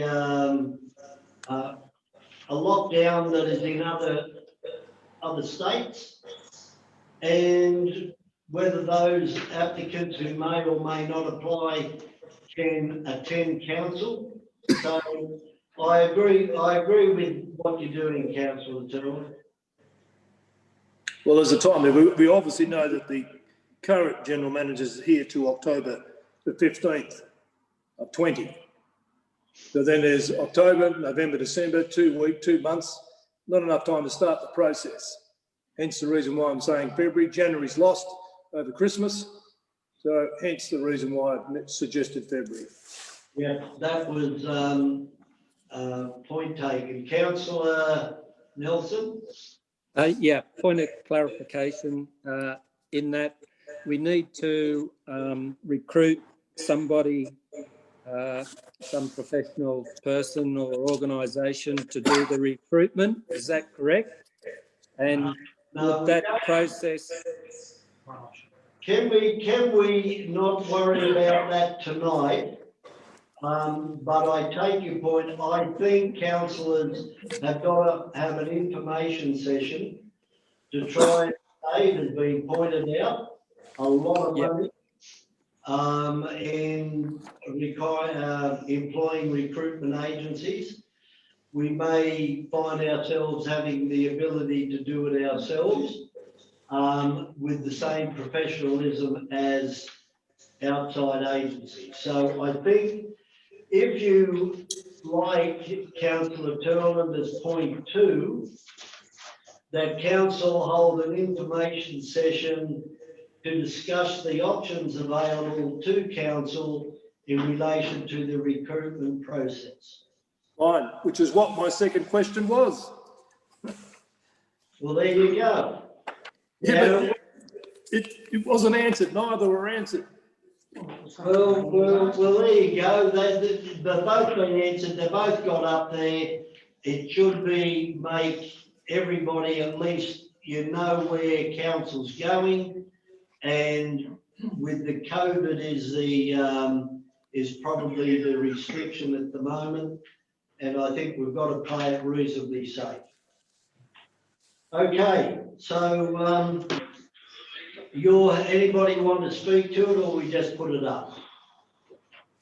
Put it up. Put the recommendation. All in favour, please raise your card. Okay, carry. no, I wanted to speak. You just asked. What's Don't worry about it. No wonder they go so long. Oh, geez. They go to Councillor Nelson because I get ignored.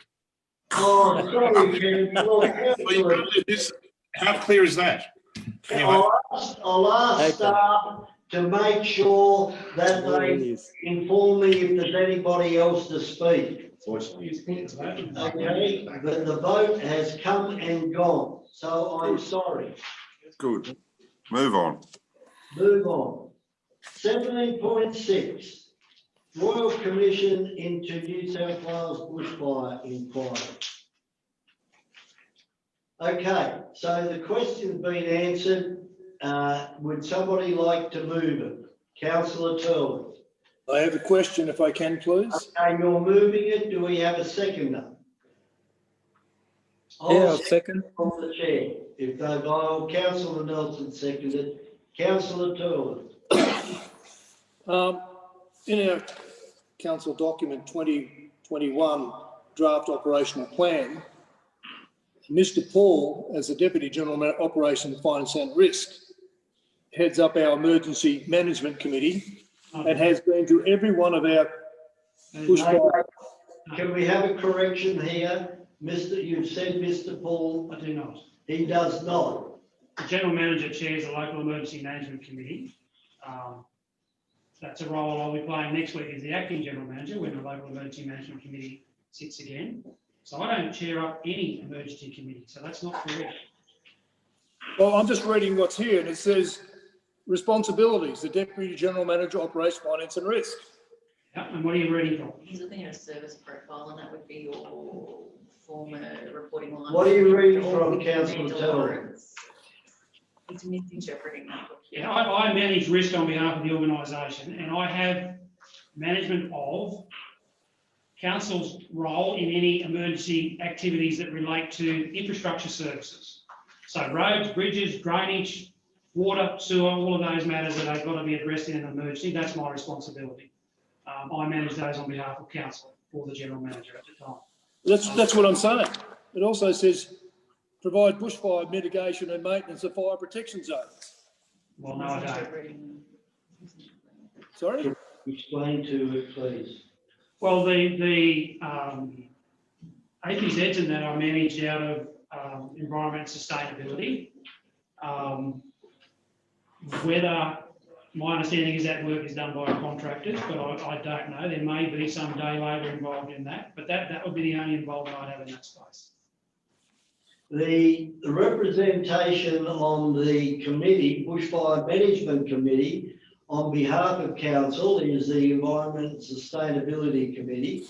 And out of that, Mr. Ian Perkins normally attends with other staff to that and then they give their thought processes to the RFS, who then processes it in relation to the overall hazard reduction and whatever else is going on during the year. I happen to chair that committee. I have no role, no responsibility and no input. They do that because it is a political thing to do because there's two councils involved. And it was a political decision and I happened to be appointed as the first chairman of the management committee by Martin Surrey 4 years ago. I'm reading out of the document here. It's in the document. Yeah, but You're misinterpreting what you're reading, Councillor. How can I misinterpret? The service provided to support the planning and preparation of significant emergencies that may impact the safety and security of the residents visiting to our shire and our shire. That's the Local Emergency Management Officer. So council is required to provide a resource that supports the operations of the Local Emergency Management Committee. Now that's an administrative support role, a secretarial role, I suppose, and has a role to help them with putting together local emergency management plans. But that's all it is. Now, Amanda Lawrence is our LEMO and Dominic Lucas. No, Dominic Lucas is. It's Amanda Lawrence is the LEMO. She's the one who puts together all our safety plans and that's on behalf of the Local Emergency Management Committee. Okay, I get what you're saying, but what we have is a situation, my question is quite clear. On the 8th of July, the meeting, 17.5, item 2 states that the General will provide a detailed report of why both submissions were not provided as listed above. Yep. Well, I provided you with an answer, Councillor. I can't answer that. I wasn't the General Manager at the time. Well, you can answer it because you were part of the You went to every bushfire meeting that held through the meeting. That is an incorrect statement. That is not the facts. It is the fact. You went to You every need to meeting. stop this, Mr Mayor. He's You out of will order. not talk down to me, Mr Paul. You will Councillor not talk Turlin, down. You are are bullying. representing the facts. Councillor Turlin, Councillor, the General Manager, Acting General Manager, has not attended the Emergency Management Committee meetings. That is not what the question is. I will attend my The first question one. is, why weren't the submissions put in? It's clear in my motion and the motion on the 17th, the 8th of July. I'm going to mute you. I'm going to mute all councillors in a minute. One more interruption and you'll get muted. Now, the recommendation is there, whether you like it or not, the Councillor Turlin, Mr Paul has no knowledge of how the GM would answer it. Well, maybe he should actually try and do the research. That Councillor Turlin, the General Manager, is on extended leave. And it will not be researched. Well, I'll just gipper it then. Then you gipper whatever you I will want. gipper it. Give her away. Now, we have a recommendation moved by Councillor Turlin and seconded. No, I'll remove my recommendation. I don't want it noted. Okay, will somebody move it? Well, I've moved it. I Yes. second it. Do we have a seconder? Yeah, I'll move it.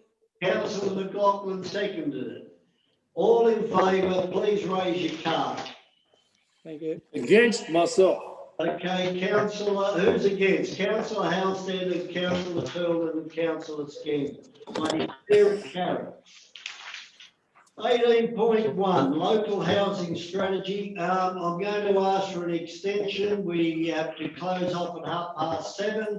I'd like an extension until. Move that way. Second.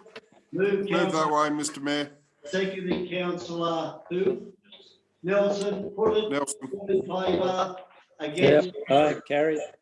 Okay, local housing strategy, you have 15 minutes to get through these last three motions. 2. Oh, the other one declared been dealt with. Councillor Scandrett, Thank you, Mr Mayor. who seconded We've it? heard the presentation by the Who Colorado. who seconded it? It's in the motion, Mr Mayor. No, there's 2. Councillor Turlin. Councillor Halston. 3 names in the motion, Mr Mayor. Okay, we've got it. It's all right. Go. Thank you. Go, Councillor Scandrett. Thank you, Mr Mayor. Well, you've heard the presentation by the Colo Vale Association representative earlier tonight. And part of that was that the association and all the residents generally were consulted broadly on all the other submissions. And of course, COVID-19 just added to the issues in that space. But there's been a very strong pushback on Wensleydale being developed because it would double the size of Colo Vale Village. That's another 500 homes. And the community have reviewed those reports and seen those other presentations, of which 2 had merit, according to our own planning staff. But given the choice between Wensleydale and the other 2, being Wilson Drive North and Drapers Road, council elected barely to proceed with Wensleydale. The community is saying they would prefer councillors to review those other 2 sites and to delete Wensleydale from the strategy. And they obviously expect proper consultation on that, which is not unreasonable. I mean, for those of us who have been active in the villages there, we've had that feedback all the way along. And I think it's only, again, now that they've been able to read that in detail, which of course they weren't prior to the meeting in June, until the business paper went up on the Friday night, that wasn't an opportunity to be involved in the discussion in a meaningful way. So, councillors, I'm proposing here, with the support of Councillor Turlin and Councillor Halstead, and I do look back at the voting pattern on the night in June, to say let's take out Wensleydale and let's examine these two other sites in consultation as to whether they have merit as potential long-term living areas. They're obviously considerably smaller in total size, and they don't have the impacts that the community there was worried about. And I should point out the community there, I've had representations from north of there, from Hilltop, even from Balmoral, about the impact of the Wensleydale presentation. 500 homes would have a huge impact on the traffic on Wilson Drive, which is stretched as it is now, even though we're doing those long-awaited upgrades from a safety point of view. We don't have a plan for long-term expansion of Wilson Drive, which is essential in my view. And in fact, I think MPs current and past have also had that view. But this is a much more moderate proposal. It will be properly consulted. It will be seen to be properly consulted, and it will take out the contentious issue of Wensleydale. I'll leave that till summing up. Thank you. Look, we've debated this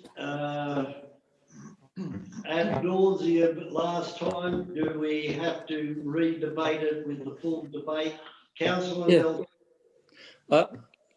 Just see, yes, thanks, Mr. Mayor.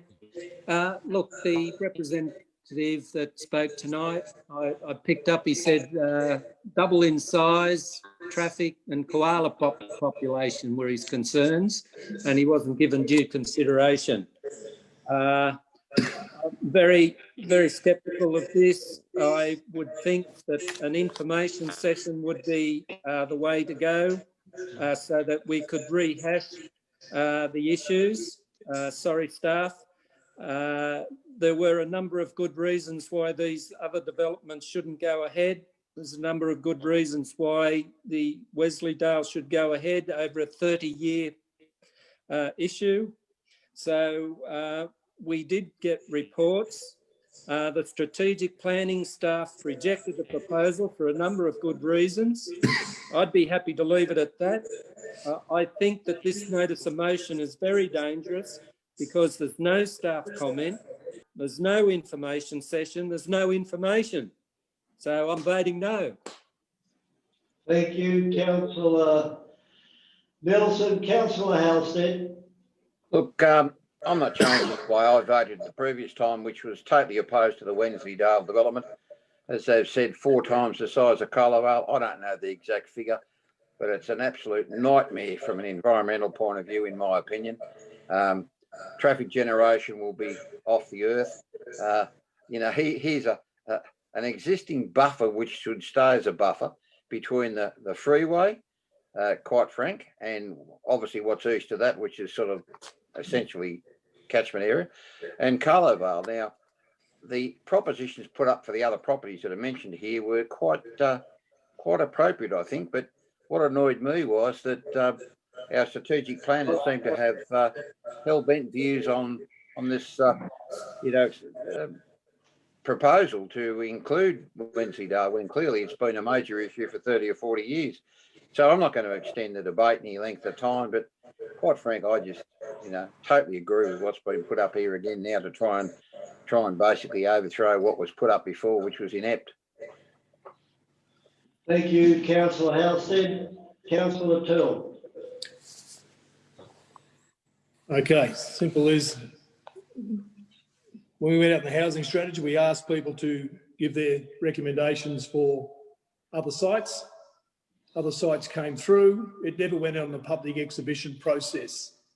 It was cut out from that process. So probably the public never had a voice in relation to other sites. And therefore things might have changed if we had allowed the potential new sites put through by the general public that were invited to submit other sites. That hasn't happened. It was just killed in one hit. So this gives an opportunity for all the public to look at what they might wish for and they might not. But at the moment, they've never been given a chance to look at any other site by Wensleydale. Thank you. I shall, if there's no other speakers, Councillor McLaughlin and Councillor Andrews. Thank you, Mr. Mayor. Mr. Mayor, I take on board what Councillor Halstead said with regard to this, and I think he made a lot of good points there. It is a heritage item.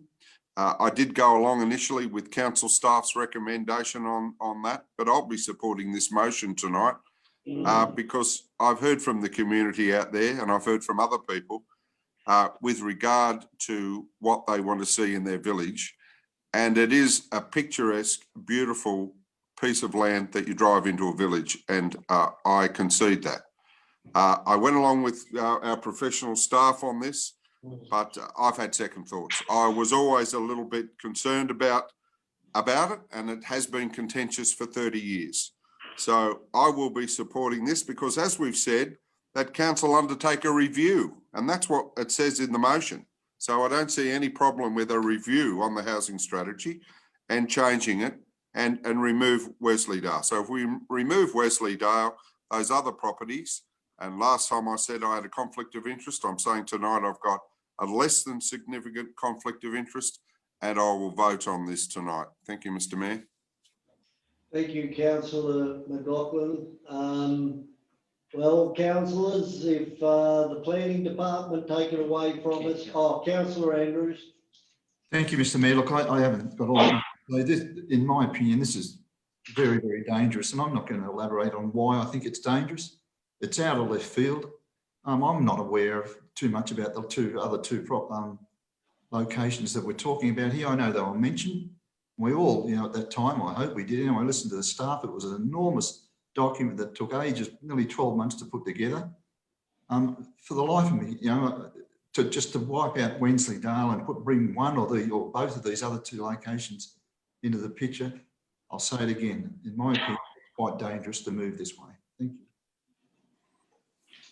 Okay, I can only endorse your sentiments, Councillor Andrews. I think we are running the gauntlet as of with Chelsea Gardens and Kumunji. So be very careful, councillors, what you wish for. Councillor Scandron, you're right in reply. Thank you, Mr. Mayor. And I should point out the reports we had in June for all of this were quite considerable. It was over 10 pages, I recall, on the Wilson Drive property there, and I think about 8 pages for Drapers Road. And some of the points that were made there, councillors, included, as Councillor McLaughlin alluded to, the green between, of course, effect, the heritage effect of Wensleydale, but in favour of, the staff spoke in favour of meritorious points on those two properties, and they included the sewerage existing and downhill, as it so happens, would you believe, watering, roads, power and general infrastructure, the fact that there was a small shopping centre in existence at this time and they felt that a large neighbourhood shopping centre was not required, as such as was proposed for Wensleydale. There was considerable discussion in the staff which suggested that the time frame had not enabled those two sites to have been properly consulted. Now, my feedback from that community is that essentially they were unaware of those sites, and Councillor Turland has touched on that. So it's only incumbent upon us, I think, councillors, to go forward with this here in the spirit of proper consultation. I don't have any concerns, Councillor Andrews, about it being quite dangerous because we're putting up two reasonably sized alternatives there, one of which is going to have rural living in it in terms of largish small acre blocks, and the other one which complies with the existing layout of Colliervale. So I think they're quite reasonable, and I think the department looking at these councillors would say, right, well, they haven't just thrown it out, they've come in with something alternative which has already been described as being meritorious by the staff. So councillors, I think this is a time to show that we are listening and we are reactive to the voters, to the residents of Colla and of course it was not the first time Wensleydale's come forward. It's come forward a number of times, formally and informally, and every time the answer is the same. We want our Colla Vale to stay the same. That's what this is about. Thank you, councillors. Okay, so I put the recommendation as moved by councillors Scandrett and Halstead. All in favour, please raise your card. It's a planning matter. So councillor Turland, Halstead, McLaughlin and Scandrett. Those against? Councillors, yes. Councillors Nelson, Andrews and Gare. I declare the motion carried. We move over to page 271, notice of motion wellness survey. Moved by councillor Halstead. Seconded. Seconded by councillor Scandrett. Councillor Halstead. Look, I think it's pretty straightforward here. I'd imagine you would be as interested as I am in terms of staff satisfaction, because that's what we're talking about here. And I think that whilst one may have been undertaken in the past, and I think you do know that did occur, and I'm not going to go into that because I don't want to get involved in the intricate details or whatever. But, you know, this is about ensuring that the staff, both administrative staff, if you like, or the bureaucratic staff and the work staff, must be satisfied with their position or there's a problem. So I just don't understand why anyone would be shying away from getting this done, and 2, finding out what the results are, and 3, ultimately informing the public of what the result is. I mean, I'm not putting that in there, but I just wonder why people hide from this, particularly people that are in a position such as ours where, you know, we're representing the community. Let's do it. Let's find out, you know, is there satisfaction from the staff or not? Question, Mr. Mayor. Well, we're in debate. Clarification. For God's sake. I'm sorry? Thank you. Councillor Turl. With the mover and the seconder, number 2, the council brings the full report to closed council meeting. It's unlawful. I've been advised that is unlawful. Why would that be unlawful? Councillors. I'll ask the acting general manager to explain. Councillors, there is a report on the agenda tonight, 13.1. I'm saying to you that that matter cannot be lawfully brought before this council. I don't agree with you, Mr. Paul, and I think, Mr. Mayor, you should have a look at it. Then if that be the case, I will go with the council staff for their professional opinion, and it may be challenged at another time by a councillor, but at this stage I will support the recommendation as given by the Councillor Turl. So the question is, we have a report, but councillors don't get to see it. What's the point? We're in debate, so there is my understanding is there is going to be a information session for councillors in relation to this wellness. No, that's not correct. No, not correct. I won't get into it because we're in debate. Councillor. Yeah, good Turl, question. finish speaking. Well, all I'm saying is if we don't bring it to the councillors, what's the point of having it? Because it's just a document that'll be put on the shelf and nobody will know about it. So what's the point of having it, wasting the money if we don't get to see it? That's the question. And that was the answer. You're saying we can't see it. That's why I'm saying take it into closed council. Well, you can move into closed council if you wish. We can take this into closed council, but you won't get it in there tonight. No, that's what I'm saying. Item 2, if the mover and second is we take it into closed council. Doesn't mean. No, you can't take something illegal into closed council. It's unlawful. It's unlawful. Can you provide a document that shows me it's unlawful? Look, I tell you what, Just part of it. I'll make a suggestion that this last notice of motion be deferred until the next council meeting. Yes. All right? Otherwise, we're now on time or are getting overtime. We won't get a result unless We've got to get into closed council. I can put it now if you wish. Yeah, put it, Go just for it. put it. Do it.